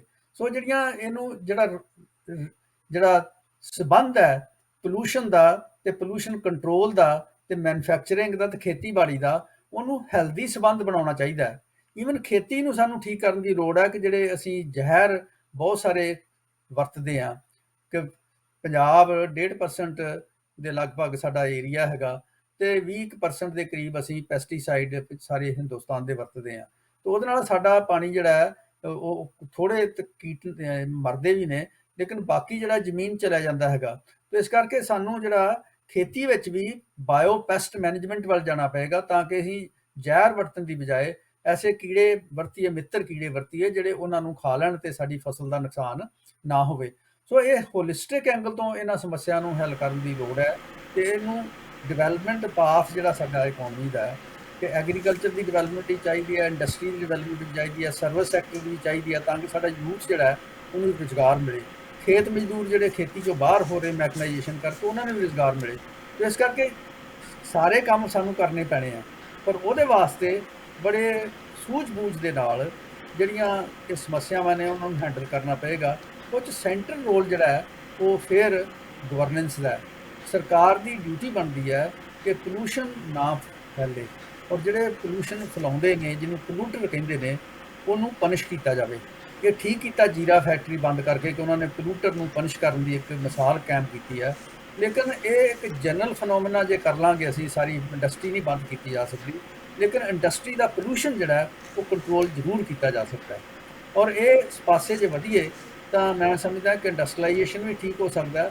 ਤੇ ਜਿਹੜੀ ਸਾਡੀ ਰਾਹ ਪ੍ਰੋਡਿਊਸ ਹੈ, ਜਿਹੜੀ ਖੇਤੀਬਾੜੀ ਦੀ ਪ੍ਰੋਡਿਊਸ ਹੈ ਨਾ, ਸਾਡੀ ਕਣਕ ਤੇ ਝੋਨਾ ਮੇਨ ਫਸਲਾਂ ਨੇ, ਤੇ ਕਣਕ ਦਾ ਰਾਹ ਫਾਰਮ 'ਚ ਅਸੀਂ ਵੇਚ ਦਿੰਦੇ ਹਾਂ, ਉਹਦੀ ਪ੍ਰੋਸੈਸਿੰਗ ਨਹੀਂ ਕਰਦੇ, ਤੇ ਝੋਨਾ ਜਿਹੜਾ ਉਹਦੇ ਸ਼ੈਲਰਾਂ ਰਾਹੀਂ ਚੌਲ ਕਨਵਰਟ ਕਰਕੇ ਤੇ ਬਾਕੀ ਕੰਮ ਖਤਮ ਹੋ ਜਾਂਦਾ ਹੈਗਾ। ਸੋ ਇਸ ਕਰਕੇ ਜੇ ਜਿੰਨੀ ਦੇਰ ਤੱਕ ਜਿਹੜੀ ਇੰਡਸਟਰੀ ਤੇ ਐਗਰੀਕਲਚਰ ਦਾ ਡਿਵੈਲਪਮੈਂਟ ਦਾ ਲਿੰਕੇਜ ਨਹੀਂ ਬਣਦਾ, ਉਨੀ ਦੇਰ ਤੱਕ ਰੁਜ਼ਗਾਰ ਨਹੀਂ ਪੈਦਾ ਕੀਤਾ ਜਾ ਸਕਦਾ ਹੋਰ। ਤੇ ਇਸ ਕਰਕੇ ਇੱਕ ਹੈਲਦੀ ਜਿਹੜਾ ਸਿਹਤਮੰਦ ਸੰਬੰਧ ਹੈ ਐਗਰੀਕਲਚਰ ਦਾ ਤੇ ਇੰਡਸਟਰੀ ਦਾ ਕਾਇਮ ਕਰਨ ਦੀ ਜ਼ਰੂਰਤ ਹੈ। ਇਸ ਸੰਬੰਧ ਦੇ ਵਿੱਚ ਜਿਹੜੇ ਸਾਡੇ ਇੰਡਸਟਰੀਲਿਸਟ ਨੇ ਔਰ ਕਿਸਾਨ ਨੇ, ਉਹਨਾਂ ਨੂੰ ਕਾਨਫੀਡੈਂਸ ਲੈ ਕੇ, ਉਹਨਾਂ ਦਾ ਯਕੀਨ ਆਪਣੇ ਨਾਲ ਬਣਾ ਕੇ ਇਹ ਗੱਲਾਂ ਦੇ ਹੱਲ ਜਿਹੜੇ ਨੇ, ਸਮੱਸਿਆਵਾਂ ਦੇ ਹੱਲ ਲੱਭੇ ਜਾ ਸਕਦੇ ਨੇ। ਤੇ ਸਾਡੇ ਜਿਹੜੇ ਇੰਡਸਟਰੀਲਿਸਟ ਨੇ ਉਹਨਾਂ ਨੂੰ ਇਹ ਤਕੀਦ ਕਰਨੀ ਚਾਹੀਦੀ ਹੈ ਕਿ ਤੁਸੀਂ ਰੀਜ਼ਨੇਬਲ ਪ੍ਰੋਫਿਟ ਬਣਾ ਲਓ, ਲੇਕਿਨ ਲੋਕਾਂ ਦੀ ਕਾਸਟ ਤੇ ਜਿਹੜਾ ਪ੍ਰੋਫਿਟ ਨਾ ਬਣਾਓ, ਤੇ ਜਿੱਥੇ ਕਿਤੇ ਉਹਨਾਂ ਦੀ ਮਦਦ ਦੀ ਲੋੜ ਹੈ, ਉਹਨਾਂ ਨੂੰ ਸਿੱਧੀ ਸਬਸਿਡੀ ਦੂਜੇ ਫਾਰਮ ਵਿੱਚ ਦੇਣ ਦੀ ਬਜਾਏ, ਸਸਤੀ ਬਿਜਲੀ ਦੇਣ ਦੀ ਬਜਾਏ, ਸਸਤੀ ਜ਼ਮੀਨ ਦੇਣ ਦੀ ਬਜਾਏ ਤੁਸੀਂ ਜਿਹੜੀ ਪੋਲੂਸ਼ਨ ਕੰਟਰੋਲ ਦੀ ਮਸ਼ੀਨਰੀ ਆ ਉਹ ਤੇ ਸਬਸਿਡੀ ਦੇ ਸਕਦੇ ਆ। ਬਿਲਕੁਲ ਦਰੁਸਤ ਡਾਕਟਰ ਸਾਹਿਬ ਤੁਸੀਂ ਕਹਿ ਰਹੇ ਹੋ। ਅੱਛਾ, ਦੂਜੇ ਪਾਸੇ ਡਾਕਟਰ ਸਾਹਿਬ ਆਪਾਂ ਦੇਖਦੇ ਹਾਂ ਕਿ ਜਿੱਦਾਂ ਹੁਣ ਕਿਸਾਨ ਮੂਵਮੈਂਟ ਪੰਜਾਬ ਦੇ ਵਿੱਚ ਕਾਫੀ ਸਟਰੋਂਗ ਹੋ ਗਈ ਪਿਛਲੀ ਜਿੱਤ ਤੋਂ ਬਾਅਦ, ਜਿਹੜੀ ਦਿੱਲੀ 'ਤੇ ਮੋਰਚਾ ਲਾ ਕੇ ਬੈਠੇ ਰਹੇ, ਉਸ ਤੋਂ ਬਾਅਦ ਕੁਝ ਲੋਕਾਂ ਦੇ ਵੀ ਹੌਸਲੇ ਵਧੇ, ਲੋਕਾਂ 'ਚ ਚੇਤਨਾ ਵੀ ਵਧੀ ਤੇ ਬਹੁਤ ਸਾਰੇ ਲੋਕ ਤੇ ਇਹ ਗੱਲ ਮੰਨਦੇ ਆ ਕਿ ਜਿਹੜੀ ਇਹ ਤਬਦੀਲੀ ਆਈ ਆ, ਪੋਲੀਟੀਕਲ ਤਬਦੀਲੀ, ਉਹਦੇ ਪਿੱਛੇ ਵੀ ਕਿਸਾਨ ਅੰਦੋਲਨ ਦਾ ਵੱਡਾ ਹੱਥ ਹੈ। ਤੇ ਜਿਹੜੀਆਂ ਕਿਸਾਨ ਜਥੇਬੰਦੀਆਂ ਏਡੀ ਵੱਡੀ ਚੇਂਜ ਲਿਆ ਸਕਦੀਆਂ ਨੇ, ਤੇ ਕਿਸਾਨ ਜਥੇਬੰਦੀਆਂ ਦੇ ਵਿੱਚ ਹੁਣ ਅੱਗੇ ਵਾਲੀ ਗੱਲ ਤੇ ਹੈ ਨਹੀਂ 50 ਸਾਲ ਪੁਰਾਣੀ ਵਾਰੀ ਜਦੋਂ ਗ੍ਰੀਨ ਰੈਵੋਲੂਸ਼ਨ ਨਹੀਂ ਸੀ ਆਇਆ, ਉਸ ਤੋਂ ਪਹਿਲਾਂ ਵਾਲੇ ਜੱਟ ਤੇ ਹੈ ਨਹੀਂ ਕਿ ਇੱਕ ਝੋਟਾ ਤੇ ਇੱਕ ਬਲਦ ਰੱਖਿਆ ਤੇ ਉਹਦੇ ਮਗਰ ਮਗਰ ਹਲ ਵਾਹੁੰਦੇ ਫਿਰਦੇ, ਅਨਪੜ੍ਹ ਬੰਦੇ ਆ। ਹੁਣ ਤੇ ਪੜ੍ਹੇ ਲਿਖੇ ਲੋਕ ਇਸ ਸੈਕਟਰ 'ਚ ਨੇ। ਬਹੁਤ ਸਾਰੀ ਯੂਨੀਅਨ ਦੇ ਵਿੱਚ ਵੀ ਆਪਾਂ ਦੇਖਦੇ ਹਾਂ, ਪ੍ਰਦਰਸ਼ਨਪਾਲ ਦਾ ਜ਼ਿਕਰ ਕਰਦੇ ਪਟਿਆਲੇ ਤੋਂ, ਡਾਕਟਰ ਨੇ, ਹੋਰ ਇੰਜੀਨੀਅਰ ਨੇ, ਵਕੀਲ ਨੇ, ਚੰਗੇ ਮਤਲਬ ਸੁਸਾਇਟੀ ਦਾ ਜਿਹੜਾ ਕਰੀਮ ਹੁੰਦੀ ਆ ਉਹ ਖੇਤੀ 'ਚ ਵੀ ਇਨਵੋਲਵ ਹੈ ਕਿਤੇ ਨਾ ਕਿਤੇ। ਉਹਨਾਂ ਲੋਕਾਂ ਨੂੰ ਸਮਝਾਇਆ ਵੀ ਜਾ ਸਕਦਾ, ਨਾਲ ਵੀ ਜੋੜਿਆ ਜਾ ਸਕਦਾ, ਜਿਵੇਂ ਤੁਸੀਂ ਆਰਗੈਨਿਕ ਖੇਤੀ ਦੀ ਗੱਲ ਕਰ ਰਹੇ ਹੋ। ਪਰ ਇੱਥੇ ਮੈਨੂੰ ਥੋੜ੍ਹੀ ਜਿਹੀ ਦੁਬਿਧਾ ਆ, ਇਹ ਜਿਹੜੀ ਲੰਕਾ ਦੀ ਪ੍ਰੋਬਲਮ ਆਈ ਆ, ਹਾਲਾਂਕਿ ਚਲੋ ਪੰਜਾਬ ਤੋਂ ਬਾਹਰ ਦੀ ਗੱਲ ਆ, ਉਹਦੇ ਪਿੱਛੇ ਸਭ ਤੋਂ ਵੱਡਾ ਫੈਕਟਰ ਇਹੀ ਦੱਸਿਆ ਗਿਆ ਕਿ ਉਹਨਾਂ ਨੇ ਉਹਨਾਂ ਦਾ ਦਾਰੋਮਦਾਰ ਤੇ ਜ਼ਿਆਦਾ ਟੂਰਿਜ਼ਮ ਤੇ ਆ, ਪਰ ਜਿਹੜੀ ਖੇਤੀ ਸੀ, ਚਾਹ ਦੇ ਬਾਗ ਜਾਂ ਬਾਕੀ ਖੇਤੀ ਜਿਹੜੀ ਉੱਥੇ ਪ੍ਰੋਡਿਊਸ ਸੀਗਾ, ਉੱਥੇ ਉਹਨਾਂ ਨੇ ਇੰਪਲੀਮੈਂਟ ਧੜਾ ਕਰਤਾ ਕਿ ਅਸੀਂ ਜੀ ਕੈਮੀਕਲ ਨਹੀਂ ਵਰਤਣੇ, ਤੇ ਬਿਨਾਂ ਰਿਸਰਚ ਕੀਤਿਆਂ ਉਹਨਾਂ ਨੇ ਉਹ ਲਾਗੂ ਕਰਤੀਆਂ, ਜਿਹਦੇ ਨਾਲ ਲੋਕਾਂ ਦੀ ਇਨਕਮ ਬਹੁਤ ਜ਼ਿਆਦਾ ਘਟ ਗਈ, ਪ੍ਰੋਡਕਸ਼ਨ ਵੀ ਘਟ ਗਈ, ਤੇ ਜਿਹਦੇ ਕਰਕੇ ਉਹ ਸੰਕਟ 'ਚ ਹੈ। ਫੈਕਟਰ ਹੋਰ ਵੀ ਹੋਣਗੇ, ਮੈਂ ਇਹ ਨਹੀਂ ਕਹਿੰਦਾ ਕਿ ਇੱਕ ਫੈਕਟਰ ਉਹ 'ਚ ਹੋਊਗਾ ਇਹ ਵੀ, ਪਰ ਇਹਨੂੰ ਉਭਾਰਿਆ ਕਾਫੀ ਗਿਆ। ਮੈਂ ਕਈ ਰਿਪੋਰਟਾਂ ਵੇਖੀਆਂ ਨੇ BBC ਵਗੈਰਾ ਦੀਆਂ ਵੀ ਕਿ ਉਹਦੇ ਪਿੱਛੇ ਖੇਤੀ ਦਾ ਵੀ ਇੱਕ ਮਸਲਾ ਸੀਗਾ। ਪਰ ਜਦੋਂ ਆਪਾਂ ਪੰਜਾਬ ਦੇ ਵਿੱਚ ਕਹਿੰਦੇ ਆ ਕਿ ਉਹ ਜਿਹੜੀ ਤੁਸੀਂ ਕਹਿੰਦੇ ਹੋ ਜਾਂ ਤੇ ਆਰਗੈਨਿਕ ਖੇਤੀ ਹੋਵੇ ਜਾਂ ਜਿਹੜੀ ਰੂੜੀ ਪੁਰਾਣੇ ਤਰੀਕੇ ਨਾਲ ਆਪਾਂ ਬਣਾਉਂਦੇ ਸੀ ਜਾਂ ਟੋਆ ਪੁੱਟ ਕੇ ਬਣਾਉਂਦੇ ਆ ਬਾਇਓ ਵਗੈਰਾ ਦੀ, ਉਹਦੇ ਲਈ ਪਹਿਲਾਂ ਪ੍ਰੋਪਰ ਯੂਨੀਵਰਸਿਟੀ ਆਪਣੇ ਕੋਲ ਸਾਧਨ ਹੈਗੇ ਸਾਰੇ, ਉੱਥੇ ਰਿਸਰਚ ਕਰਕੇ ਬਕਾਇਦਾ ਕੀਤੀਆਂ ਵੀ ਹੋਣਗੀਆਂ ਰਿਸਰਚ, ਉਹਨੂੰ ਢੰਗ ਨਾਲ ਉਹਨਾਂ ਪੜ੍ਹੇ ਲਿਖੇ ਕਿਸਾਨਾਂ ਤੱਕ ਪਹੁੰਚਾਇਆ ਜਾਵੇ। ਮੈਨੂੰ ਯਾਦ ਆ ਪਹਿਲਾਂ ਬੋਰਡ ਲੱਗੇ ਹੁੰਦੇ ਸੀਗੇ ਖੇਤਾਂ ਦੇ ਵਿੱਚ ਯੂਨੀਵਰਸਿਟੀ ਵੱਲੋਂ ਜਾਂ ਐਗਰੀਕਲਚਰ ਡਿਪਾਰਟਮੈਂਟ ਵੱਲੋਂ ਕਿ ਇਹ ਸਾਡਾ ਮਾਡਲ ਫਾਰਮ ਆ। ਉਹ ਚੀਜ਼ਾਂ ਹੁਣ ਕਿਤੇ ਨਜ਼ਰ ਨਹੀਂ ਆ ਰਹੀਆਂ 15-20 ਸਾਲਾਂ ਤੋਂ।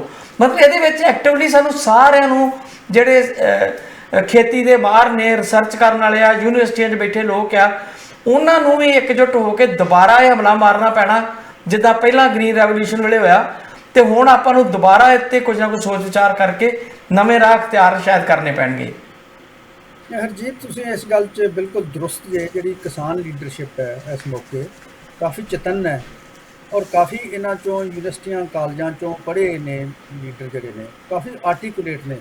ਤੁਹਾਨੂੰ ਪਤਾ ਹੋਣਾ ਕਿ ਜਿਹੜੇ 22-23 ਰਾਊਂਡ ਗੱਲਬਾਤ ਦੇ ਚੱਲੇ ਕੇਂਦਰ ਦੇ ਵਿੱਚ, ਤੇ ਇਹਨਾਂ ਨੇ ਕਾਫੀ ਆਰਗੂਮੈਂਟਸ ਪੇਸ਼ ਕੀਤੀਆਂ ਜਿਨ੍ਹਾਂ ਦਾ ਸੈਂਟਰ ਗਵਰਨਮੈਂਟ ਦੇ ਸੈਕਟਰੀ ਤੇ ਐਡਵਾਈਜ਼ਰ ਕੋਲ ਕੋਈ ਜਵਾਬ ਨਹੀਂ ਸੀਗਾ।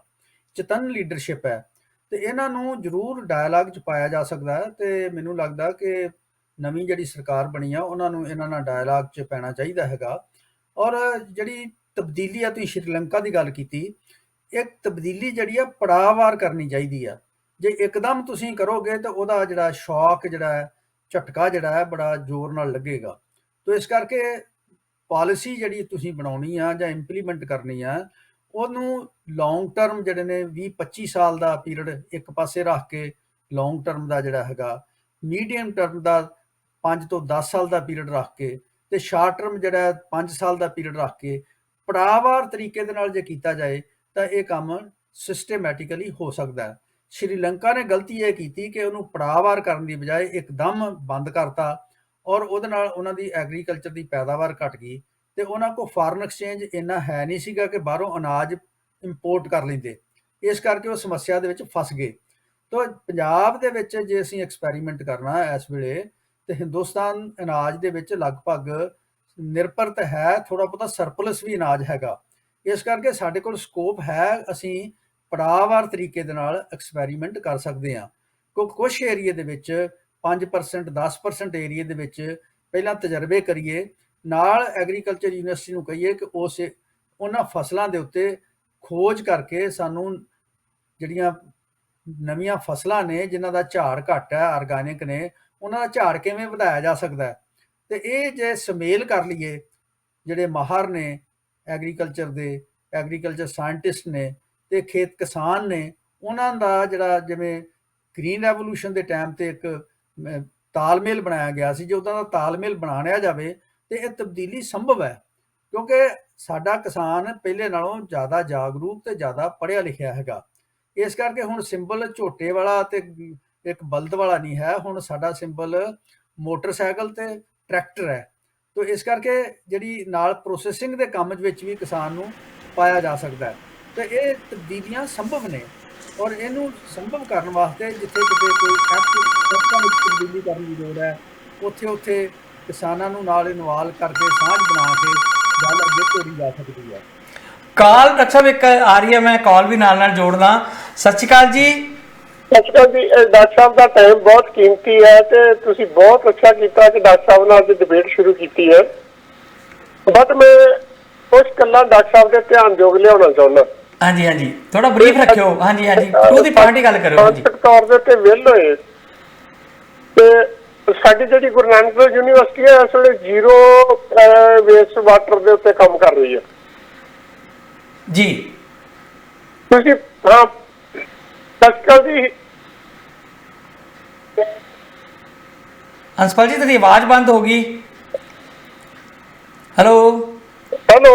ਹਾਂਜੀ ਹਾਂਜੀ, ਕੰਟੀਨਿਊ ਕਰੋ, ਤੁਹਾਡੀ ਆਵਾਜ਼ ਬੰਦ ਹੋ ਗਈ। ਹਾਂਜੀ, ਮੈਂ ਡਾਕਟਰ ਸਾਹਿਬ ਨੂੰ ਇੱਕ ਗੱਲ ਦੱਸਣਾ ਚਾਹੁੰਦਾ ਕਿ ਡਾਕਟਰ ਸਾਹਿਬ ਦੀ ਫੀਲਡ ਯੂਨੀਵਰਸਿਟੀ ਆ ਜਿੱਥੋਂ ਡਾਕਟਰ ਸਾਹਿਬ ਨੇ ਆਪਣੀ ਗ੍ਰੈਜੂਏਸ਼ਨ ਕੀਤੀ ਸੀ।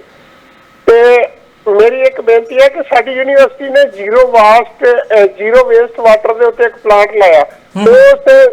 ਵੇਖੋ ਸਾਡੀ ਯੂਨੀਵਰਸਿਟੀ 'ਚ ਕੈਮਿਸਟਰੀ ਵੀ ਹੈਗਾ, ਬਾਇਓ ਕੈਮਿਸਟਰੀ, ਕਿੰਨੇ ਡਿਪਾਰਟਮੈਂਟਸ ਨੇ ਜਿੱਥੇ ਹਾਰਡ ਕੈਮੀਕਲਸ ਵੀ ਹੁੰਦੇ ਨੇ ਤੇ ਉਹ ਸਾਰੇ ਕੈਮੀਕਲਸ ਨੂੰ ਨਿਊਟਰਲਾਈਜ਼ ਕਰਨ ਲਈ ਅਸੀਂ ਡਿਪਾਰਟਮੈਂਟਾਂ ਦੇ ਬਾਅਦ ਨਾ ਡਿਲੂਸ਼ਨ ਚੈਂਬਰ ਬਣਾਏ। ਤੇ ਉਹ ਡਿਲੂਸ਼ਨ ਚੈਂਬਰ ਜਿਹੜੇ ਹੈਗੇ ਆ, ਉਹ ਡਿਲੂਸ਼ਨ ਚੈਂਬਰਾਂ ਦੇ ਰਾਹੀਂ ਫਿਰ ਅਸੀਂ ਜਿਹੜਾ ਹੈ ਉਹ ਇੱਕ ਜਿਹੜਾ ਵਾਟਰ ਟ੍ਰੀਟਮੈਂਟ ਪਲਾਂਟ ਲਾਇਆ।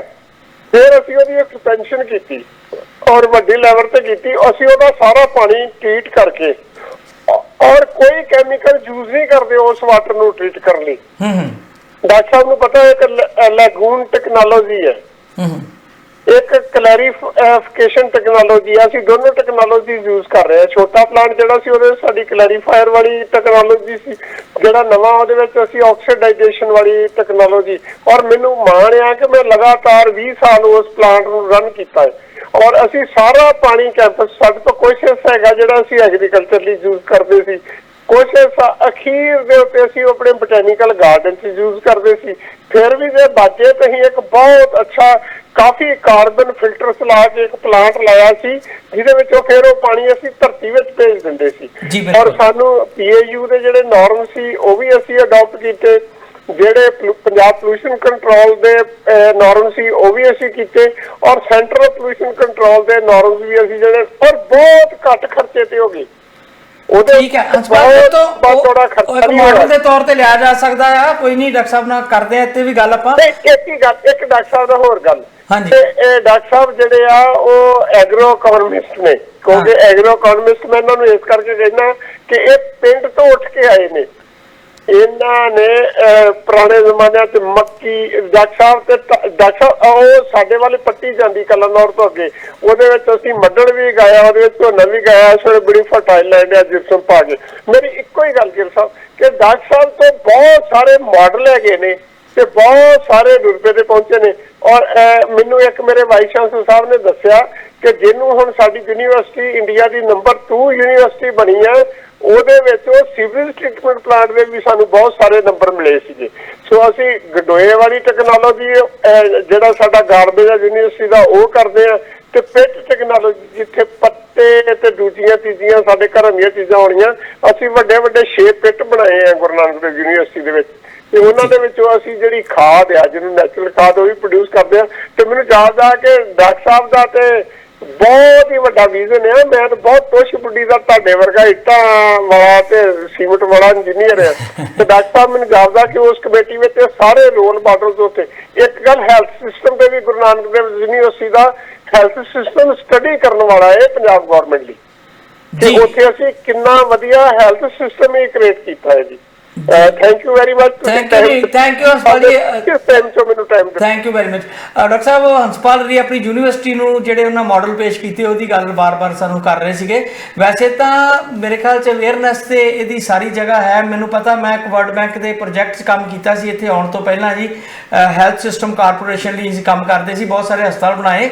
ਉਹਦੇ ਵਿੱਚ ਜਿਹੜਾ ਰੇਨ ਵਾਟਰ ਸੀ ਉਹਨੂੰ ਵੀ ਰੀਚਾਰਜ ਕਰਨ ਲਈ ਕੋਈ ਵੀ ਹਸਪੀਟਲ ਐਸਾ ਨਹੀਂ ਜਿਹਦੇ 'ਚ ਅਸੀਂ ਉਹ ਨਹੀਂ ਸੀ ਬਣਾਏ ਬੋਰ ਕਰਕੇ। ਤੇ ਇਦਾਂ ਦੀਆਂ ਚੀਜ਼ਾਂ ਕੀਤੀਆਂ ਜਾ ਸਕਦੀਆਂ, ਕਿਤੇ ਵੀ ਕੋਈ ਚੀਜ਼ ਲਈ ਜਾ ਸਕਦੀ। ਜੇ ਗੁਰੂ ਨਾਨਕ ਯੂਨੀਵਰਸਿਟੀ ਨੇ ਕੋਈ ਚੰਗਾ ਕੰਮ ਕੀਤਾ ਉਸ ਮਾਡਲ ਨੂੰ ਵੀ ਇੰਪਲੀਮੈਂਟ ਕੀਤਾ ਜਾ ਸਕਦਾ, ਉਹਦੀ ਹੋਰ ਡਿਟੇਲ 'ਚ ਰਿਸਰਚ ਕਰਕੇ ਉਹਨੂੰ ਹੋਰ ਵੱਡੇ ਲੈਵਲ ਤੇ ਵੀ ਕੀਤਾ ਜਾ ਸਕਦਾ। ਗਿੱਲ ਸਾਹਿਬ ਗੱਲ ਤੇ ਉਹਨਾਂ ਦੀ ਦਰੁਸਤ ਹੈ। ਟੈਕਨੋਲੋਜੀ ਦੀਆਂ ਪੋਸੀਬਿਲਿਟੀਜ਼ ਬਹੁਤ ਨੇ, ਉਹਨਾਂ ਨੂੰ ਵਰਤਿਆ ਜਾ ਸਕਦਾ ਹੈ, ਲੇਕਿਨ ਥੋੜੇ ਬਹੁਤੇ ਖਰਚੇ ਇਨਵੋਲਵਡ ਹੁੰਦੇ ਨੇ ਨਾ ਇਹਦੇ 'ਚ। ਜਿੱਥੇ ਖਰਚੇ ਇਨਵੋਲਵਡ ਹੁੰਦੇ ਨੇ ਇੰਡਸਟਰੀਅਲਿਸਟ ਖਰਚੇ ਕਰਨ ਤੋਂ ਬਚਦਾ ਹੈ।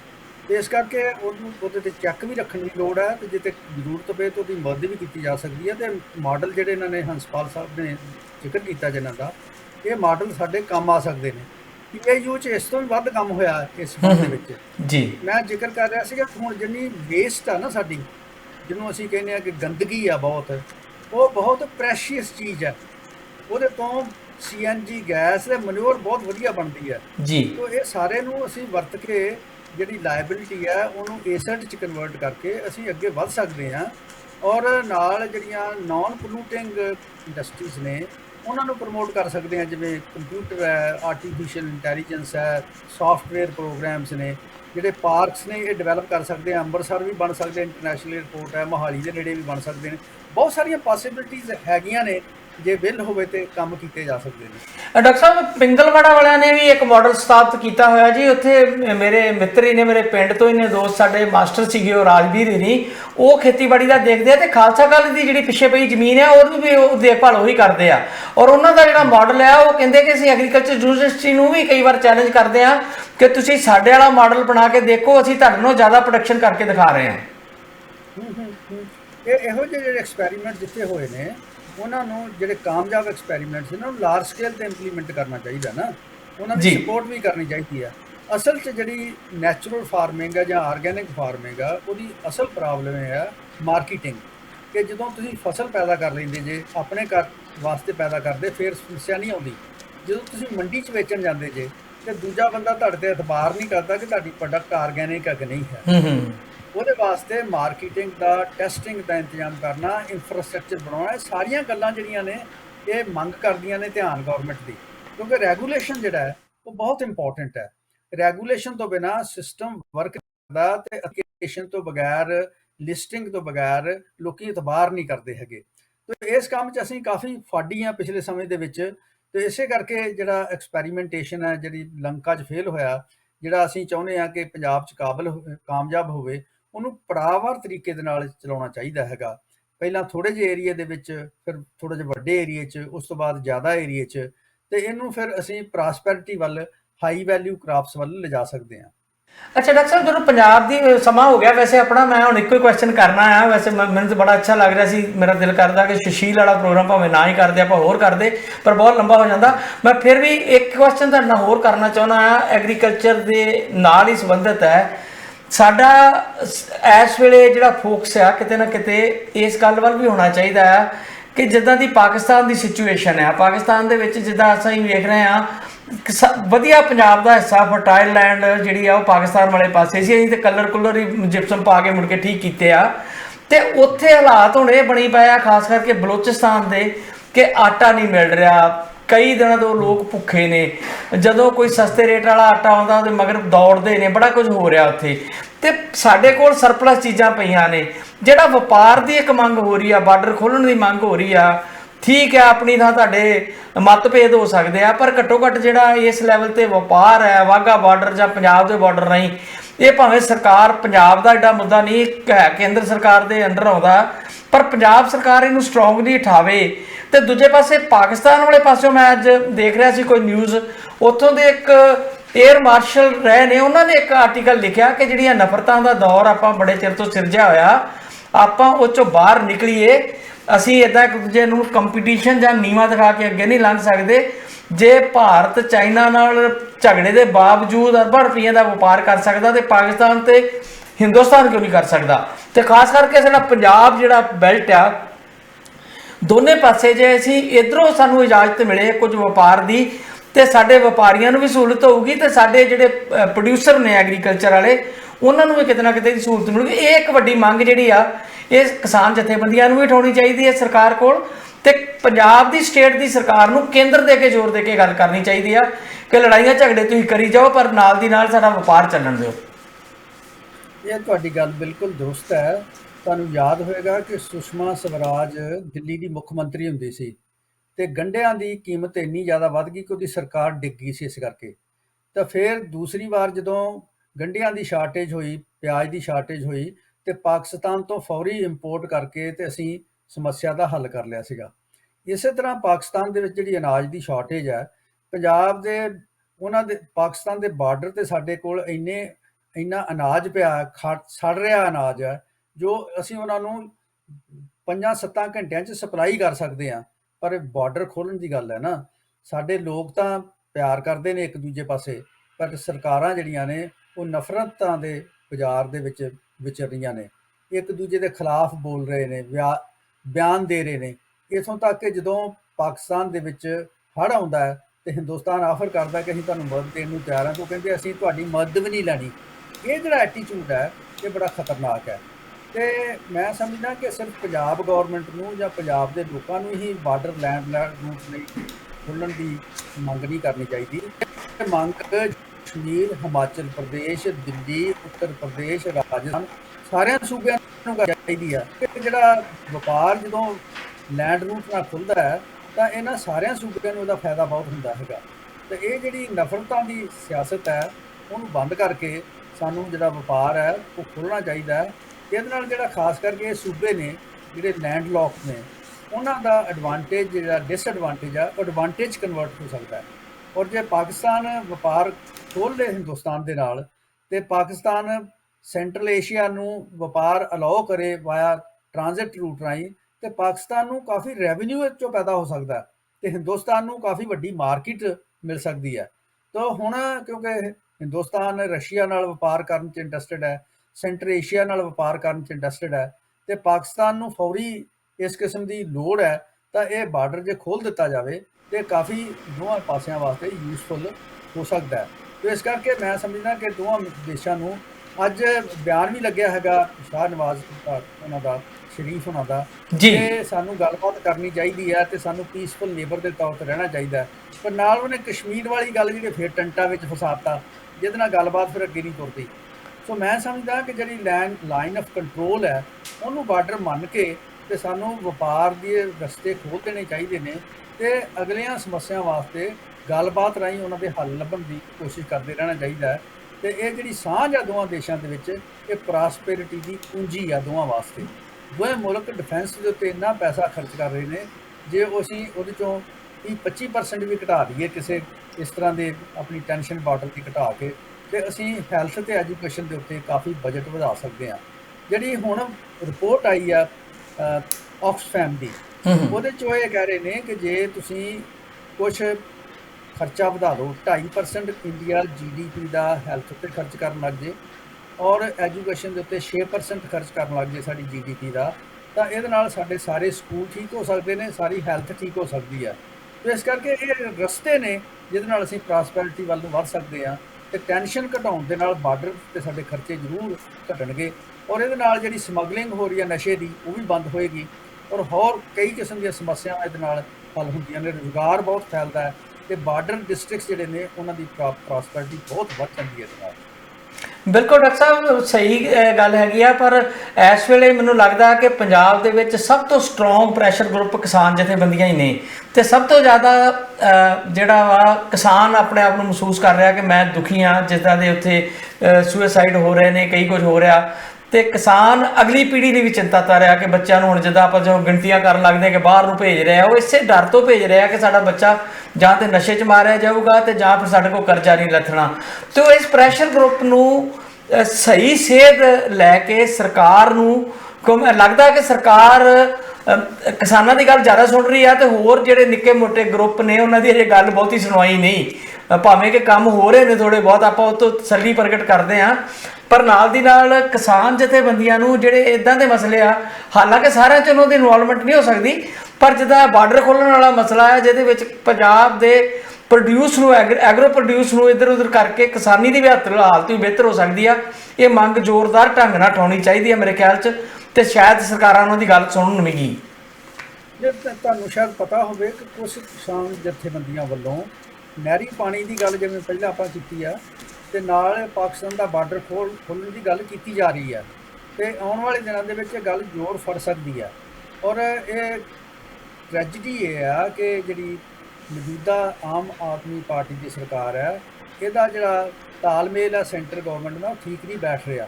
ਤੇ ਸੈਂਟਰ ਗਵਰਨਮੈਂਟ ਜਿਹੜੀ ਇਹ ਮਸਲਾ ਜਿਹੜਾ ਸੈਂਟਰ ਗਵਰਨਮੈਂਟ ਨੇ ਹੱਲ ਕਰਨਾ ਹੈ, ਆਵਾਜ਼ ਜ਼ਰੂਰ ਉਠਾਉਣੀ ਚਾਹੀਦੀ ਹੈ। ਉਠਾ ਵੀ ਰਹੇ ਨੇ ਕੁਝ ਲੋਕ, ਲੇਕਿਨ ਸਰਕਾਰ ਦੀ ਜਿਹੜੀ ਪੰਜਾਬ ਸਰਕਾਰ ਦੀ ਆਵਾਜ਼ ਹੈ ਉਹ ਉਨੀ ਜ਼ੋਰਦਾਰ ਨਾਲ ਤਰੀਕੇ ਨਾਲ ਸੈਂਟਰ ਗਵਰਨਮੈਂਟ ਮੰਨਦਾ ਨਹੀਂ ਹੈ। ਹਰਿਆਣੇ ਨੂੰ ਵੀ ਇਹ ਮੰਗ ਕਰਨੀ ਚਾਹੀਦੀ ਹੈ ਜੀ, ਬਿਲਕੁਲ। ਯੂਪੀ ਨੂੰ ਵੀ ਮੰਗ ਕਰਨੀ ਚਾਹੀਦੀ ਹੈ, ਉੱਤਰ ਹਿਮਾਚਲ ਪ੍ਰਦੇਸ਼ ਨੂੰ ਵੀ ਗੱਲ ਕਰਨੀ ਚਾਹੀਦੀ ਹੈ। ਤਾਂ ਇਹ ਜਿਹੜਾ ਤੁਹਾਨੂੰ ਯਾਦ ਹੋਣਾ ਕਿ ਜਦੋਂ 2004 ਤੋਂ ਬਾਰਡਰ ਖੁੱਲ੍ਹਿਆ, ਵਾਹਗਾ ਬਾਰਡਰ ਦੇ ਰਾਹੀਂ ਵਪਾਰ ਖੁੱਲ੍ਹਿਆ, ਤੇ 25% ਹਿੰਦੁਸਤਾਨ ਦਾ ਵਪਾਰ ਪਾਕਿਸਤਾਨ ਨਾਲ ਵਾਇਆ ਵਾਹਗਾ ਬਾਰਡਰ ਹੁੰਦਾ ਸੀਗਾ।